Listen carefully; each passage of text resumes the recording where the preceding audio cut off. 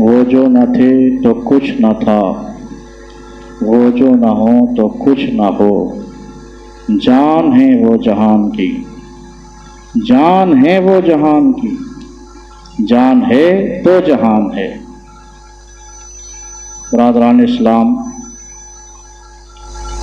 اللہ تبارک و تعالی نے اس جہان کو جو وجود بخشا اپنے محبوب کی وجہ سے بخشا ہوا ہے، اور اپنے محبوب کو جانے کائنات بنا کر کے کائنات میں بھیجا، اور انسان کا جسم اس وقت تک حیات رہتا ہے جب تک جان رہتی ہے۔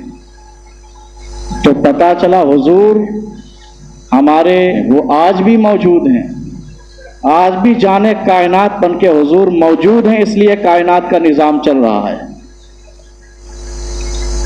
اللہ تبارک و تعالی نے آقا دو عالم صلی اللہ تعالی علیہ وسلم کو ایسے پرفتن دور میں پیدا فرمایا جب چار دانگ عالم میں لوگوں کے ہاتھ اٹھ اٹھ کر کے دعائیں کر رہے تھے، پروردگار کوئی مسیحا بھیج تو صحیح۔ کتنے دن بیت گئے یہ ظلم سہتے سہتے، کوئی تھا کہ غلام پر اتنی لاٹھیاں برساتا اور اتنے کوڑے لگاتا کہ غلام چیخے مارتا اور دعائیں کرتا، پروردگار کوئی تو بھیج دے جو ہمارے بارے میں کچھ سوچے اور ہمیں ان اذیتوں سے بچا سکے۔ اور کوئی جو تھی بچی جا کر کے قبر میں چیختی تھی، پروردگار میرا باپ ہو کر کے مجھ پہ مٹی ڈال رہا ہے، کوئی مسیحا بھیج دے جو ہمیں بچا سکے، ہمیں حیات عطا کر سکے۔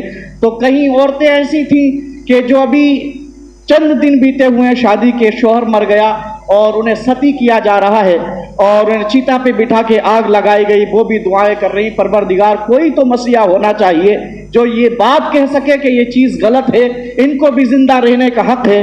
تو ساری دعائیں جب جا کر کے جو ہے عرش الہی سے ٹکرائیں، اللہ نے استجاب بخشا، اپنے محبوب کو یہاں بھیج دیا ہوا ہے۔ آقا دو جہاں صلی اللہ تعالی علیہ وسلم کا تشریف لانا ہے۔ حضرت آمینہ رضی اللہ تعالی عنہ بیان فرماتی ہیں کہ میرا لاڈلا کیا پیدا ہوا، ایسا میرا لاڈلا تھا کہ میں اس کو دیکھتے ہی مئو ہو گئی کہ کتنا پیارا چہرہ اللہ نے میرے بچے کا بنایا ہوا ہے۔ آقا دو جہاں صلی اللہ تعالی علیہ وسلم اپنی والدہ محترمہ کے گود میں ہیں، ایک بادل کا ٹکڑا آیا کہ اس کو جو ہے بچے کو اٹھایا اور لے کر کے چلا گیا۔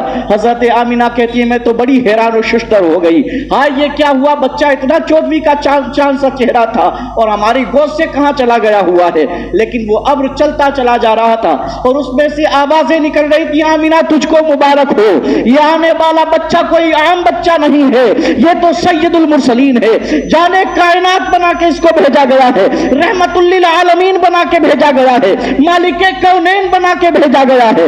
حضرت آمینہ رضی اللہ تعالیٰ عنہ حیران و شدت تھیں کہ کتنا پیارا بچہ ہے جس کی صدائیں ابر سے آ رہی ہیں۔ تھوڑی دیر وہ جو ہے ساری کائنات میں ابر گھوما اور اس کے بعد حضرت آقا کائنات صلی اللہ تعالی علیہ وسلم کو حضرت آمینہ کی گود میں ڈال دیا گیا۔ حضرت آمینہ بڑا پیار کرنے لگی اور سوچنے لگی میرے بچے کی شان تو بہت ہی عرفہ و اعلیٰ ہے، ایسی شان والا بچہ کوئی پیدا ہی نہیں ہوا ہے، کیونکہ بتا دیا گیا ہے یہ مالک کونین ہے، یہ سید المرسلین ہے، یہ ابر بتا کر کے چلا گیا ہے۔ حضرت آمینہ رضی اللہ تعالیٰ عنہ بڑا پیار کرنے لگی اور اپنا دودھ آقا کائنات صلی اللہ تعالی علیہ وسلم کو پلایا۔ ادھر جو ہے سبیبہ نامی ایک جو ہے وہ لونڈی تھی ابو لہب کی، اس نے دیکھا کہ آقا کائنات صلی اللہ تعالی علیہ وسلم پیدا ہوئے ہیں، عبداللہ کے گھر میں ایک دلارا سا آ گیا ہے، بچہ پیدا ہوا ہے۔ وہ اپنے آقا کے پاس پہنچی، ابو لہب کے پاس جا کر کے کہنے لگی تمہیں معلوم ہے تمہارا بھتیجا پیدا ہوا ہے، اور بھتیجا صرف کہنے کا بھتیجا نہیں ہے بلکہ ایسا بچہ دیکھ کر کے آ رہی ہوں، کبھی زندگی میں ایسا پیارا بچہ نہیں دیکھا ہوا ہے۔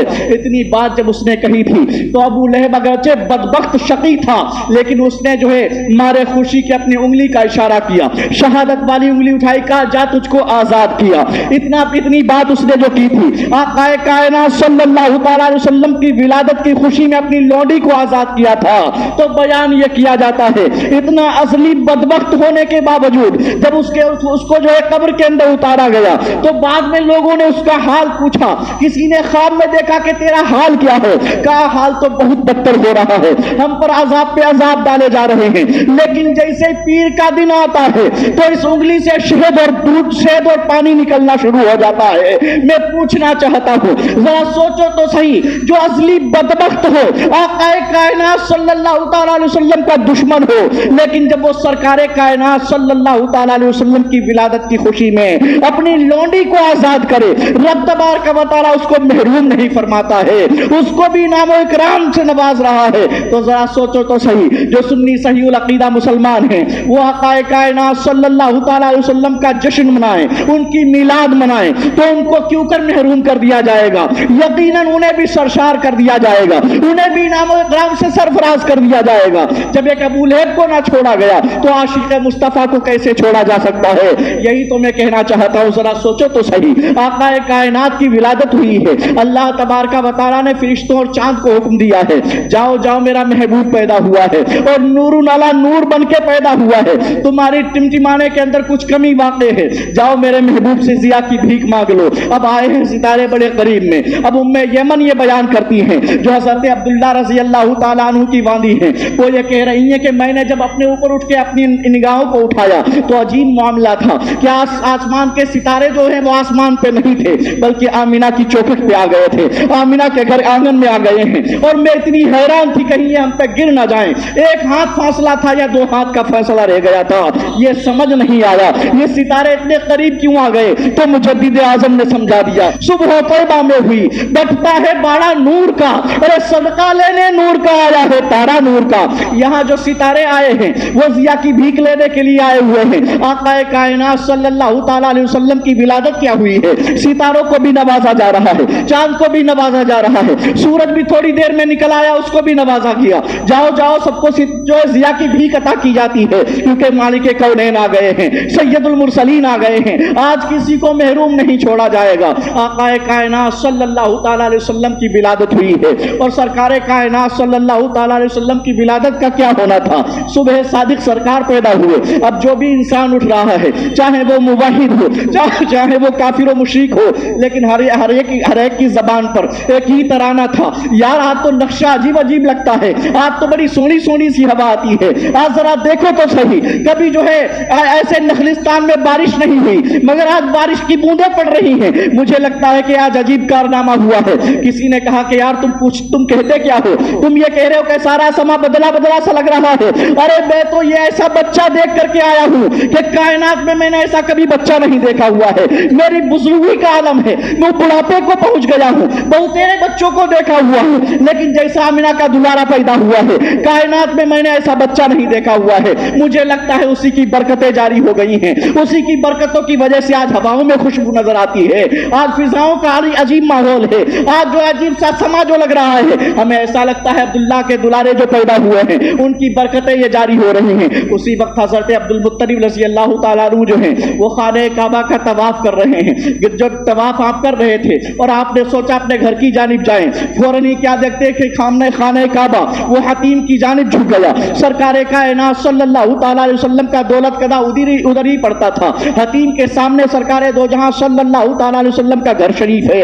तो पता ये लगा, हजरत अब्दुल मुत्तलिब कहने लगे हाय ये क्या हो गया, ये तो खाने काबा गिर गया, अब इसकी बुनियाद कैसे डाली जाएगी, इसमें तो बड़ा खर्चा आ जाएगा, इसको फिर से कैसे बनाया जाएगा, ये तो खाने काबा गिर गया है। लेकिन जैसे उसके करीब में पहुंचते हैं, खाने काबा फिर सीधा हो गया, फिर खड़ा हो गया, लेकिन बात समझ में नहीं आती थी आखिर आज ये हुआ कैसे है, ये गिरा क्यों और उठ फिर क्यों गया है। हजरत अब्दुल मुत्तलिब रज़ी अल्लाह तआला अन्हु जब अपने मकान के करीब में आए तो किसी ने कहा तुम्हारा पोता पैदा हुआ है और इतना प्यारा पैदा हुआ है कि किसी ने ऐसा बच्चा देखा ही नहीं है, ऐसे हसीन और जमील है मेरे सरकार। अब हजरत अब्दुल मुत्तलिब रज़ी अल्लाह तआला अन्हु बड़े खरामा अपने घर के अंदर तशरीफ लाए और हजरत आमिना की गोद में जब बच्चा देखा तो यकीनन हैरान और शुशदर रह गए और लबों पर यही जारी था कि आज तक मैंने इतना हसीन और जमील बच्चा देखा ही नहीं है। सरकारे कायनात सल्लल्लाहु तआला अलैहि वसल्लम पैदा हुए हैं। फिर हजरत आमिना से कहने लगे जरा ये तो बताओ ये बच्चा पैदा किस वक्त हुआ था, क्या सुबह सादिक के वक्त पैदा हुआ था? हजरत आमिना कहने लगी हाँ ये सुबह सादिक के वक्त पैदा हुआ। आपको कैसे पता चला? आप तो हरमे काबा में थे, वहां जाकर के तवाफ कर रहे थे, आपको कैसे पता चला? हजरत अब्दुल मुत्तलिब कहने लगे जब मैं हरमे काबा से आ रहा था तो मैंने देखा कि काबा शरीफ झुक गया हुआ है, हमें पता चला कि काबा किसी को सजदा कर रहा था, इसीलिए तो वो फिर से खड़ा हो गया। पता ये چلا کہ ساری کائنات کا ایک قبلہ بنایا گیا ہے جہاں سارے جس کی جانب سارے لوگ اپنے جو ہے نگاہوں کو جھکاتے ہیں، جب انہیں نیاز کو سجدے میں رکھتے ہیں جس کی جانب، لیکن خانہ کعبہ کا بھی کوئی قبلہ بنا دیا گیا ہے جس کی جانب خانہ کعبہ جھک رہا ہے۔ ہمارے امام نے پھر دو ٹوک فیصلہ کر دیا کہ حاجیو آؤ شہنشاہ کا روضہ دیکھو، ارے کعبہ تو دیکھ چکے، کعبے کا کعبہ دیکھو۔ یہ آقا کائنات صلی اللہ تعالیٰ علیہ وسلم کی ولادت ہے کہ خانہ کعبہ سرکار کو سجدہ کر رہا ہے۔ آقا کائنات صلی اللہ تعالیٰ علیہ وسلم کی ایسی ولادت با سعادت ہوئی ہے کہ آپ کی والدہ محترمہ بڑی حیران و ششدر ہیں، اتنا پیارا بچہ اللہ نے عطا کیا ہوا ہے، بڑی خوش ہیں۔ اور اب اس کے بعد میں بتایا گیا کہ حضرت حلیمہ سعدیہ رضی اللہ تعالیٰ عنہ جو قبیلہ سعد کی رہنے والی ہیں، وہاں پر قحط سالی پڑی ہوئی تھی، اور قحط سالی کا یہ عالم تھا کہ کسی کے پاس ایک دانہ تک نہ رہ گیا تھا جو کھا لیا جائے۔ تو عورتوں نے باہم مشورہ کیا، چلو مکہ المکرمہ چلتے ہیں اور وہاں جا کر کے امیروں کے بچے لے لیں گے، اور ان کے بچے کی دودھ پلائی جو ہم کو حاصل ہوگی ان سے ہم سرسبز و شاداب ہو جائیں گے، ہمارے حال جو ہے نحال ہم ہو جائیں گے، ہمارے پاس بہتیرا مال آ جائے گا۔ اب ساری عورتوں نے حضرت حلیمہ سعدیہ رضی اللہ تعالیٰ عنہ کس سے جا کر کے کہا کہ آج ہم سب جو ہے مکہ المکرمہ جانا چاہتے ہیں۔ حضرت حلیمہ سعدیہ نے کہا میں تو نہیں جا سکتی ہوں، اس لیے کہ میری جو اونٹنی ہے دراز گوش، اس میں چلنے کی طاقت نہیں ہے، ہم کیسے مکہ المکرمہ پہنچ سکتے ہیں، ہم نہیں جا سکتے، تم لوگ چلی جاؤ۔ مگر جب انہوں نے اصرار کیا تو حضرت حلیمہ سعدیہ رضی اللہ تعالیٰ عنہ تیار ہوئی اور اپنی دراز گوش اونٹنی پر بیٹھی جو بڑی کمزور و لاغر تھی، کیونکہ قحط سالی کی وجہ سے اونٹنی کو کچھ کھانے کو نہ ملتا تھا، سبزہ سارا ختم ہو چکا تھا۔ اب حضرت حلیمہ سعدیہ رضی اللہ تعالیٰ عنہ اپنی اونٹنی کو ہانک رہی ہیں، ساری عورتوں کی اونٹنیاں آگے جا رہی ہیں، مگر حضرت حلیمہ کی اونٹنی کبھی تھوڑی دور چلتی ہے پھر بیٹھ جاتی ہے، پھر چلتی ہے پھر بیٹھ جاتی ہے۔ حضرت حلیمہ سعدیہ اسی جو ہے حاشش و پنج میں پڑی ہوئی ہیں کہ ساری عورتیں جا کر کے امیروں کے بچے لے لیں گی، مگر مجھے کون ملے گا؟ ملے گا تو کوئی غریب ملے گا۔ اب آقا کائنات صلی اللہ تعالیٰ علیہ وسلم کے شہر میں جب ساری عورتیں آئی ہیں، سب نے امیروں کے بچے لے لیے ہوئے ہیں۔ اب جب جو ہے عبد المطلب کے جو ہے دودھ پلانے والی عورت آتی، اسے پتا چلتا کہ بچہ جو ہے اس کا باپ نہیں ہے تو ہمیں مال کیسے حاصل ہوگا، تو ساری عورتیں انہیں آقا کائنات صلی اللہ تعالیٰ علیہ وسلم کو چھوڑ دیتی۔ مفسرین اکرام نے بڑا پیارا یہاں پر جملہ کہا ہوا ہے، وہ یہ کہہ رہے ہیں کہ لوگ یہ کہتے ہیں کہ جو دودھ پلانے والی تھی وہ آقا کائنات صلی اللہ تعالیٰ علیہ وسلم کو چھوڑ کے چلی گئی، لیکن حقیقت میں یہ ہے آقا کائنات صلی اللہ تعالیٰ علیہ وسلم تو بے سہاروں کا سہارا بن کے آئے ہیں، غریبوں کے لیے ماوا ملجا بن کے آئے ہیں، یتیموں کا والی بن کے سرکار آئے ہوئے ہیں۔ سرکار دو جہاں جانتے ہیں کہ قبیلہ سعد کے اندر سب سے زیادہ مفلس و کنگال اگر کوئی عورت ہے تو وہ حلیمہ سعدیہ ہے، اس کی بگڑی ہم کو بنانا ہے۔ بلکہ یوں کہیے کہ عورتیں سرکار کو نہیں چھوڑ رہی تھی، بلکہ میرے سرکار کسی عورت کو قبول نہیں فرما رہے تھے، سرکار کو تو حلیمہ سعدیہ قبول تھی، سرکار تو حلیمہ سعدیہ کی بگڑی بنانے کے لیے آئے تھے۔ اب حضرت حلیمہ سعدیہ رضی اللہ تعالیٰ عنہ جب مکہ المکرمہ میں پرویش ہوئی، جب آپ داخل ہوئی تو پتا چلا سارے امیروں کے بچے چلے گئے ہیں۔ حضرت عبد المطلب کے بارے میں بتایا گیا کہ ان کا پوتا پیدا ہوا ہے، وہی بچہ رہ گیا ہے، اس پر باپ کا سایہ نہیں ہے۔ حضرت حلیمہ سعدیہ نے کہا کہ خالی ہاتھ لوٹنے سے تو بہتر ہے، چلو اسی بچے کو لے لیتے ہیں۔ لیکن جب در رسول پر آئی ہیں تو عجیب منظر تھا، پوچھا تمہارا بچہ کہاں ہے؟ حضرت حلیمہ سعدیہ سے حضرت آمینہ بیان کرنے لگی، میرا بچہ تم لینا تو چاہتی ہو مگر میرا بچہ اتنا پیارا بچہ ہے کہ ایسا بچہ تم نے دیکھا نہیں ہوگا۔ حضرت حلیمہ سعدیہ کہنے لگی ذرا دکھاؤ تو صحیح۔ کہا یہ پالنے میں جو لیٹے ہوئے ہیں یہی ہمارا بچہ ہے۔ آقا کائنات صلی اللہ تعالیٰ علیہ وسلم کے اوپر سبز رنگ کی چادر پڑی ہوئی تھی۔ حضرت حلیمہ سعدیہ رضی اللہ تعالیٰ عنہ جھولے کے پاس میں پہنچی اور پہنچنے کے بعد جیسے سبز چادر ہٹائی ہے، آقا کائنات صلی اللہ تعالیٰ علیہ وسلم نے چشمان مبارکہ کھولی ہیں، اور سرکار کی جیسے چشمان مبارکہ کھلی ہیں حضرت حلیمہ سعدیہ بیان کرتی ہیں کہ مصطفیٰ کریم نے جیسے ہی آنکھیں کھولی تو سرکار کی دونوں آنکھوں سے نور نکلا، اور ایسا نور نکلا جو آسمان کو جا پہنچا، اور اس کے بعد میرے سرکار مسکرانے لگے۔ یار اگر بچہ تو کوئی عام بچہ ہو، اگر وہ مسکرا دے تو کتنا پیارا لگتا ہے، یہ تو سید الکونین ہے جب مسکرا رہے ہوں گے، 14 سے زیادہ چمکنے والا بچہ ہے،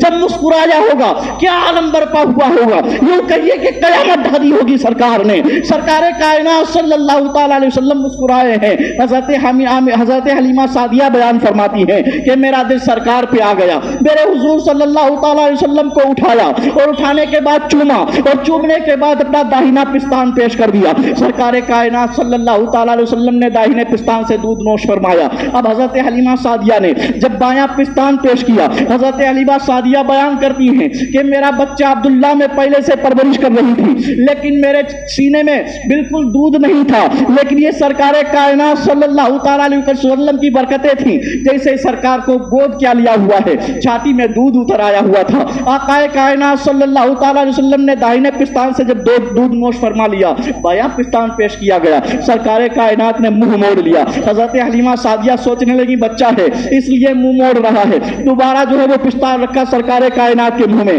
میرے سرکار نے پھر اپنا منہ کھینچ لیا, بلکہ سرکار کائنات یہ بتانا چاہتے تھے اے حلیمہ سعدیہ میں ان میں سے نہیں ہو جو اپنے بھائیوں کا حق دبا کے چلے جاتے ہیں, جو اپنے بھائیوں کا حق دباتے ہیں, ان کی زمینیں چھین لیا کرتے ہیں, ان کی پراپرٹی چھیننے کی کوششیں کرتے ہیں. ارے میں تو وہ ہوں جو حق دلانے کے لیے سب کا آیا ہوا ہوں, میں کسی کا حق مارنے کے لیے نہیں آیا. تبھی تو آقا کائنات صلی اللہ تعالیٰ علیہ وسلم کے بارے میں مجدد اعظم پکار اٹھے کہ بھائیوں کے لیے ترک پستہ کرے, بھائیوں کے لیے ترک پستہ کرے, دودھ پیتے کی نسبت پہ لاکھوں سلام. یہ آقا کائنات صلی اللہ تعالیٰ علیہ وسلم ہی ہیں کیا ایام شیر خارگی میں ایسی عدالت پیش کر رہے ہیں, ایسا انصاف پیش کر رہے ہیں, جبکہ بچوں کے اوپر کوئی شرعی قانون لاگو نہیں ہوتا. بچے تو بچے ہوا کرتے ہیں, ان کو دودھ منہ میں رکھا جائے وہ نوش کریں گے, انگلی رکھتے ہوئے تو اس کو چوسنے لگیں گے. یہ آقا کائنات صلی اللہ تعالیٰ علیہ وسلم ہیں, دکھنے میں بچے معلوم ہو رہے ہیں, لیکن اتنی سمجھ میرے سرکار کو ہے کہ میں ایک ہی پستان کو نوش کروں گا, دوسرا میرا بھائی عبداللہ نوش کرے گا جو حضرت حلیمہ سعدیہ کا بیٹا ہے. اب آقا کائنات صلی اللہ تعالیٰ علیہ وسلم سے حضرت حلیمہ کو پیار ہو گیا, اور اتنا پیار ہوا کہ سینے سے لگایا, اور لگانے کے بعد اپنی اونٹنی کے پاس آئی ہیں تو اونٹنی نے پہلے بیٹھنے نہیں دیا حلیمہ کو, بلکہ پہلے 3 سجدے کیے. اب حضرت حلیمہ سعدیہ بڑے حیران و ششدر تھی, ارے یہ کیا معاملہ ہے کہ اونٹنی سجدہ کر رہی ہے, میں یہی تو کہنا چاہتا ہوں, ذرا دیکھو تو صحیح, یہ جو ہے جو جنس کا دیکھو تو جانور ہے, جنس میں ہونے کے اعتبار سے یہ جانور ہے, مگر جان رہا ہے سید الکونین ان کو سجدہ کیا جائے, یہ آقا کائنات ان کو سجدہ کیا جائے, ان کی وجہ سے زندگی ہم کو ملی ہوئی ہے, ان کے احسانات پر ہم دبے ہوئے ہیں, ان کو سجدہ کیا جائے. آقا کائنات صلی اللہ تعالیٰ علیہ وسلم نے خود ہی بیان کیا ہوا ہے, جب آپ بڑے ہوئے تھے اور اعلان نبوت کر دیا تھا, سرکار نے بیان کیا کہ کائنات کا ذرہ ذرہ مجھ کو جانتا ہے, میں سید الکونین بنا کے بھیجا گیا ہوں. اگر مجھے کوئی نہیں جانتا ہے تو وہ شرکت جن اور انسان ہیں جو نہیں جان رہے ہوئے ہیں. میرے آقا نے 2 ٹوک فیصلہ کر دیا ہے, جو سرکار کو سید الکونین مانے, جو رسول مختار مانے, وہ یقیناً انسان ہے, اور جو سرکار کو کچھ نہ مان رہا ہو وہ آقا کائنات کی زبان سے سن لو. میرے سرکار کہتے ہیں کہ میں کائنات کا ذرہ ذرہ پہچان رہا ہے کہ مجھے سید المرسلین بنا کے بھیجا گیا ہے. اگر کوئی نہیں پہچان رہا ہے وہ شرکس انسان ہی ہے یا شرکس جن ہی ہے, تو وہ انسان نہیں ہے. سرکار نے بتا دیا وہ شیطان ہے, اس کے اندر شرکشی رکھی ہوئی ہے, شرکشی کی بنا پر کہہ رہا ہے کہ ان کو کوئی اختیار نہیں ہے. میں تو یہ کہنا چاہوں گا انہیں تو اللہ تبارک و تعالیٰ نے محتاج و مجبور بنا کے نہیں بھیجا, مالک و مختار بنا کے بھیجا ہوا ہے. خالق کے کل نے آپ کو مالک کے کل بنا دیا. ارے دونوں جہاں ہیں آپ کے قبض و اختیار میں. آقا کائنات صلی اللہ تعالیٰ علیہ وسلم کو حضرت حلیمہ سعدیہ نے لیا, اور لینے کے بعد جب اونٹنی پر بیٹھی ہیں, آپ تو یہ سوچ رہی تھیں کہ بچے کے اوپر جو بچہ لے کر کے اونٹنی پر بیٹھیں گے, اور اونٹنی تو گر پڑ کے آئی ہوئی ہے, کہیں ایسا نہ ہو کہ اونٹنی گر جائے اور بچہ ہمارے ہاتھ سے نکل جائے. لیکن عجیب کیفیت تھی, جیسے اونٹنی پہ بیٹھنا ہوا, اونٹنی جو ہے کمزور و لاغر تھی تو پہلے تھی, لیکن اب کمزور و لاغر نہیں رہ گئی تھی, بلکہ اس کے اندر توانائی آ گئی تھی, اس کے اندر تندرستی آ گئی تھی. اب حضرت حلیمہ سعدیہ بیٹھی ہوئی ہیں تو اونٹنی دھیرے دھیرے نہیں چلتی ہے, جیسی رفتار اونٹنیوں کی ہوتی ہے اس طریقے سے نہیں چل رہی ہے, بلکہ تیزی سے دوڑتی چلی جا رہی ہے. حضرت حلیمہ سعدیہ سے پہلے عورتیں آئی تھی دودھ پلانے والی, وہ جب آگے نکل گئی تھی, حضرت حلیمہ سعدیہ پیچھے رہ گئی تھی, لیکن اونٹنی اتنی تیز رفتار ہو گئی کہ سب سے آگے نکلنے لگی. تو عورتیں پوچھنے لگی, اے حلیمہ سعدیہ ذرا یہ تو بتا دے, کیا تو سواری چینج کر کے آئی ہوئی ہے؟ تیری سواری تو ایسی تھی کہ گر پڑ کے چلتی تھی, اور ہم سب آگے نکل گئے تھے, تو سواری کی وجہ سے پیچھے رہ گئی تھی. یہ کیا معاملہ ہے کہ پیچھے سے آئی ہے آگے نکل گئی ہے؟ بتا, کیا سواری چینج کر دی ہے, کیا سواری کو بدل دیا ہوا ہے؟ تو حضرت حلیمہ سعدیہ نے بڑا پیارا جواب دیا تھا, اے قبیلہ سعد کی عورتوں سن لو, میں نے مکہ المکرمہ جا کر کے سواری کو نہیں بدلا ہے, ہاں اگرچہ سوار کو بدل دیا ہوا ہے. یہ جو سوار ہمارے پاس میں ہے یہ کوئی عام بچہ نہیں ہے، سید المرسلین کو لے کر کے آ گئی ہوں، جانے کائنات کو لے کر کے آ گئی ہوں۔ آقا کائنات صلی اللہ تعالیٰ علیہ وسلم کی برکتیں جاری ہو گئی۔ اب حضرت حلیمہ سعدیہ آئیں اور جیسے گھر کے اندر سرکار کو داخل کیا تو کیا دیکھتی ہیں کہ ان کی جو دوسری اونٹنیاں تھیں یا دوسرے جو ان کے مویشی تھے، جو ان کی بکریاں تھیں، سب کے تھن بھرے ہوئے تھے دودھ سے۔ اب حضرت حلیمہ سعدیہ کہنے لگی کہ مجھے شدت کی بھوک لگی ہوئی ہے۔ اپنے شوہر سے کہنے لگی جاؤ کسی جانور کے پاس لے جا کر کے کوئی جو ہے کٹورا لے جاؤ اور لے جا کر کے دودھ کو بھر لو۔ اب جب شوہر جس جانور کے پاس جاتا ہے، کوئی برتن لے کے جاتا ہے، وہ برتن فوراً بھر جاتا ہے۔ اب جب جتنے برتن تھے سارے دودھ سے بھر گئے۔ کہا یہ کیا معاملہ ہے؟ ان جانوروں نے کچھ کھایا بھی نہیں ہے لیکن ان کے تھن جو ہے دودھ سے ایسے بھرے ہوئے ہیں جیسے کہ ابھی پھٹ جائیں گے، یہ کیا معاملہ ہو گیا ہے؟ حضرت حلیمہ سعدیہ کہنے لگی تمہیں تو بڑی حیرانی ہو رہی ہے۔ ارے میں تو تم سے پہلے حیران ہو چکی ہوں، یہ تو اتنا پیارا بچہ ہے، چادر سرکائی تھی تو آنکھوں سے نور نکلا تھا اور جو ہے آسمان تک پہنچ گیا تھا۔ یہ ایسا پیارا بچہ ہے، جب لے کر کے آئی تھی تو اونٹنی نے سجدے کیے تھے۔ یہ ایسا پیارا بچہ ہے کہ اونٹنی گر پڑ کے چل رہی تھی، دوڑتی ہوئی آئی ہوئی ہے۔ ایسا پیارا بچہ ہمارے ہاتھ لگا ہے کہ کبھی ہمارے ہاتھ ایسا بچہ لگا ہی نہیں ہے۔ اب آپ کے شوہر نے جب یہ بات سنی تو بڑا پیار پیدا ہو گیا سرکار کائنات سے، حضور صلی اللہ تعالیٰ علیہ وسلم سے پیار کرنے لگے۔ اور سرکار کائنات صلی اللہ تعالیٰ علیہ وسلم بیان فرماتے ہیں کہ مجھے بچپنے کے عالم میں ایام شیر خارگی میں بھی اتنی حیا آتی تھی کہ جب مجھے رفع حاجت ہو جاتی اور اس کے بعد حضرت حلیمہ سعدیہ رضی اللہ تعالیٰ عنہ مجھے جو ہے وہ صاف کر دیتی، اور اگر کبھی ایسا ہوتا وہ اپنے کام میں مصروف ہو جاتی اور میرے جو ہے کسی بھی اظہار وغیرہ کو صحیح نہ کرتی تو میں رونا شروع کر دیتا اور حضرت حلیمہ سعدیہ آ کر کے اس کو صحیح کر دیتی، اور اگر وہ اپنے کام میں مصروف ہوتی تو اللہ کے مقرب فرشتے آ کر کے میرے تہمت کو صحیح کر دیتے تھے، میرا جو ہے سطر چھپا دیا کرتے تھے۔ یہ سید الکونین ہیں جن کے لیے اللہ تبارک و تعالیٰ نے مقرب فرشتوں کو بھیجا ہوا ہے۔ جاؤ میرے محبوب کو تکلیف نہیں ہونی چاہیے۔ ایام شیر خارگی اگرچہ ہے، ان پر اگرچہ بھی شریعت کے احکام لاگو نہیں ہوئے ہیں، مگر ایسا حیا والا میرا محبوب ہے کہ وہ بچپنے کے عالم میں بھی یہ نہیں چاہتا ہے کہ اس کا گھٹنا کھلا رہے یا اس کا سطر کھلا رہے۔ جاؤ اس کے سطر کو چھپا کے آؤ۔ مقرب فرشتے آ کر کے سرکار کا سطر چھپا رہے ہیں۔ آقا کائنات صلی اللہ تعالی علیہ وسلم فرمان چڑھتے چلے جا رہے ہیں۔ حضرت حلیمہ سعدیہ ہیں کہ آپ کو پالنے میں رکھ دیتی ہیں اور اپنے کام میں مصروف ہو جاتی ہیں۔ ایک رات ایسا ہوا کہ آقا کائنات صلی اللہ تعالی علیہ وسلم پالنے میں لیٹے ہوئے ہیں اور سرکار کائنات کا دل چاہا کہ ہمارے لیے کوئی کھلونا ہونا چاہیے، ہم اس کھلونے سے کھیلیں گے۔ یارو ہم خاکی انسان ہیں، ہم خاک کے بنے ہوئے انسان ہیں، تو ہمارے لیے لکڑی کے کھلونے لائے جاتے ہیں، تو کبھی مٹی کے کھلونے پیش کیا جاتے ہیں۔ جس کو نور سے بنایا گیا ہو یقیناً اس کا کھلونا بھی تو نوری ہی ہونا چاہیے۔ اللہ تبارک و تعالیٰ نے اپنے محبوب کے لیے کوئی گڑیا نہیں پیش کی ہوئی تھی، اللہ تبارک و تعالیٰ نے اپنے محبوب نوری محبوب کے لیے نوری کھلونا چاند کو بنا دیا ہوا تھا۔ اے میرے محبوب تمہیں گڑیا سے نہیں کھیلنا ہے، تم کو اگر جب کھیلنا پڑے تو چاند سے کھیل لیا کریے۔ جب آپ جدھر انگلی کریں گے ہمارا چاند ادھر کو جاتا ہوا نظر آئے گا، سرکار جیسا آپ اشارہ کریں گے چاند ادھر کو بھاگتا ہوا نظر آئے گا۔ حضرت حلیمہ سعدیہ کہنے لگی ہو کیا گیا ہے؟ کیا قیامت آنے والی ہے؟ اس چاند کو کیا ہو گیا ہے؟ کبھی داہنے جاتا ہے، کبھی بائیں چلا جاتا ہے، کبھی شمال میں جا رہا ہے، کبھی جنوب میں جا رہا ہے، یہ کیا ہو گیا ہے؟ حضرت حلیمہ سعدیہ بھی دیکھ ہی رہی تھی چاند کی جانب کہ ایک نظر پالنے پر پڑ گئی۔ سرکار کائنات مسکرا رہے ہیں، کبھی داہنی جانب انگلی کر رہے ہیں، چاند داہنی جانب جا رہا ہے، کہیں بائیں جانب انگلی کر رہے ہیں، چاند بائیں جانب بھاگتا ہوا نظر آتا ہے۔ حضرت حلیمہ سمجھ گئی یہ بچہ کوئی عام بچہ نہیں ہے، اس کو کھلونے کی ضرورت ہے اور اس کے لیے گڑیا نہیں لائی جائے گی، بلکہ اللہ تبارک و تعالیٰ نے اس کے لیے کھلونے کو جو ہے چاند بنا دیا ہوا ہے، چاند کو کھلونا بنایا ہے۔ میرے سرکار چاند سے کھیل رہے ہیں، تبھی تو مجدد اعظم پکار اٹھے کہ تم یہ کہتے ہو کہ آقا کائنات صلی اللہ تعالیٰ علیہ وسلم کو کوئی طاقت و قوت نہیں ہے۔ ارے آقا کائنات صلی اللہ تعالیٰ علیہ وسلم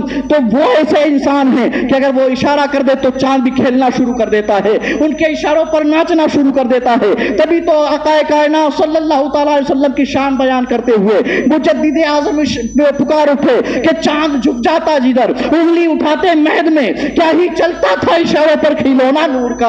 آقا کائنات صلی اللہ تعالیٰ علیہ وسلم نوری ہیں، ان کے لیے کھلونا جو ہے وہ نوری مسخر کیا گیا ہے۔ سرکار کائنات صلی اللہ تعالیٰ علیہ وسلم کو اللہ تبارک و تعالیٰ نے ایسا جو ہے نور بنا کے بھیجا ہوا ہے کہ حضرت آمینہ بیان کرتی ہیں جب میرا پتر پیدا ہوا تو ایسا نور پھیلا ہوا تھا کہ میں مکہ المکرمہ میں بیٹھے جو ہے ملک شام کے محلات صاف साफ देख रही थी। ये आक़ा कायनात सल्लल्लाहु ताला अलैहि वसल्लम के जलवे हैं, सरकार का नूर है कि मक्कतुल मुकर्रमा से शाम के महल्लात दिखने लगे। तब जो है जमीन रज़वी इसी को देखते हुए पुकार उठे कि रोशनी में आमीना ने जिनकी देखा मुल्क शाम, वाह वाह क्या चांद निकला सलातु व सलाम। या आक़ा कायनात सल्लल्लाहु ताला अलैहि वसल्लम ही है। जब हज़रत हलीमा सादिया के यहाँ पहुंचे, ये वो घर था जो मुफलिसों कंगाल होने की वजह से कभी इसके अंदर दिया जला ही नहीं था।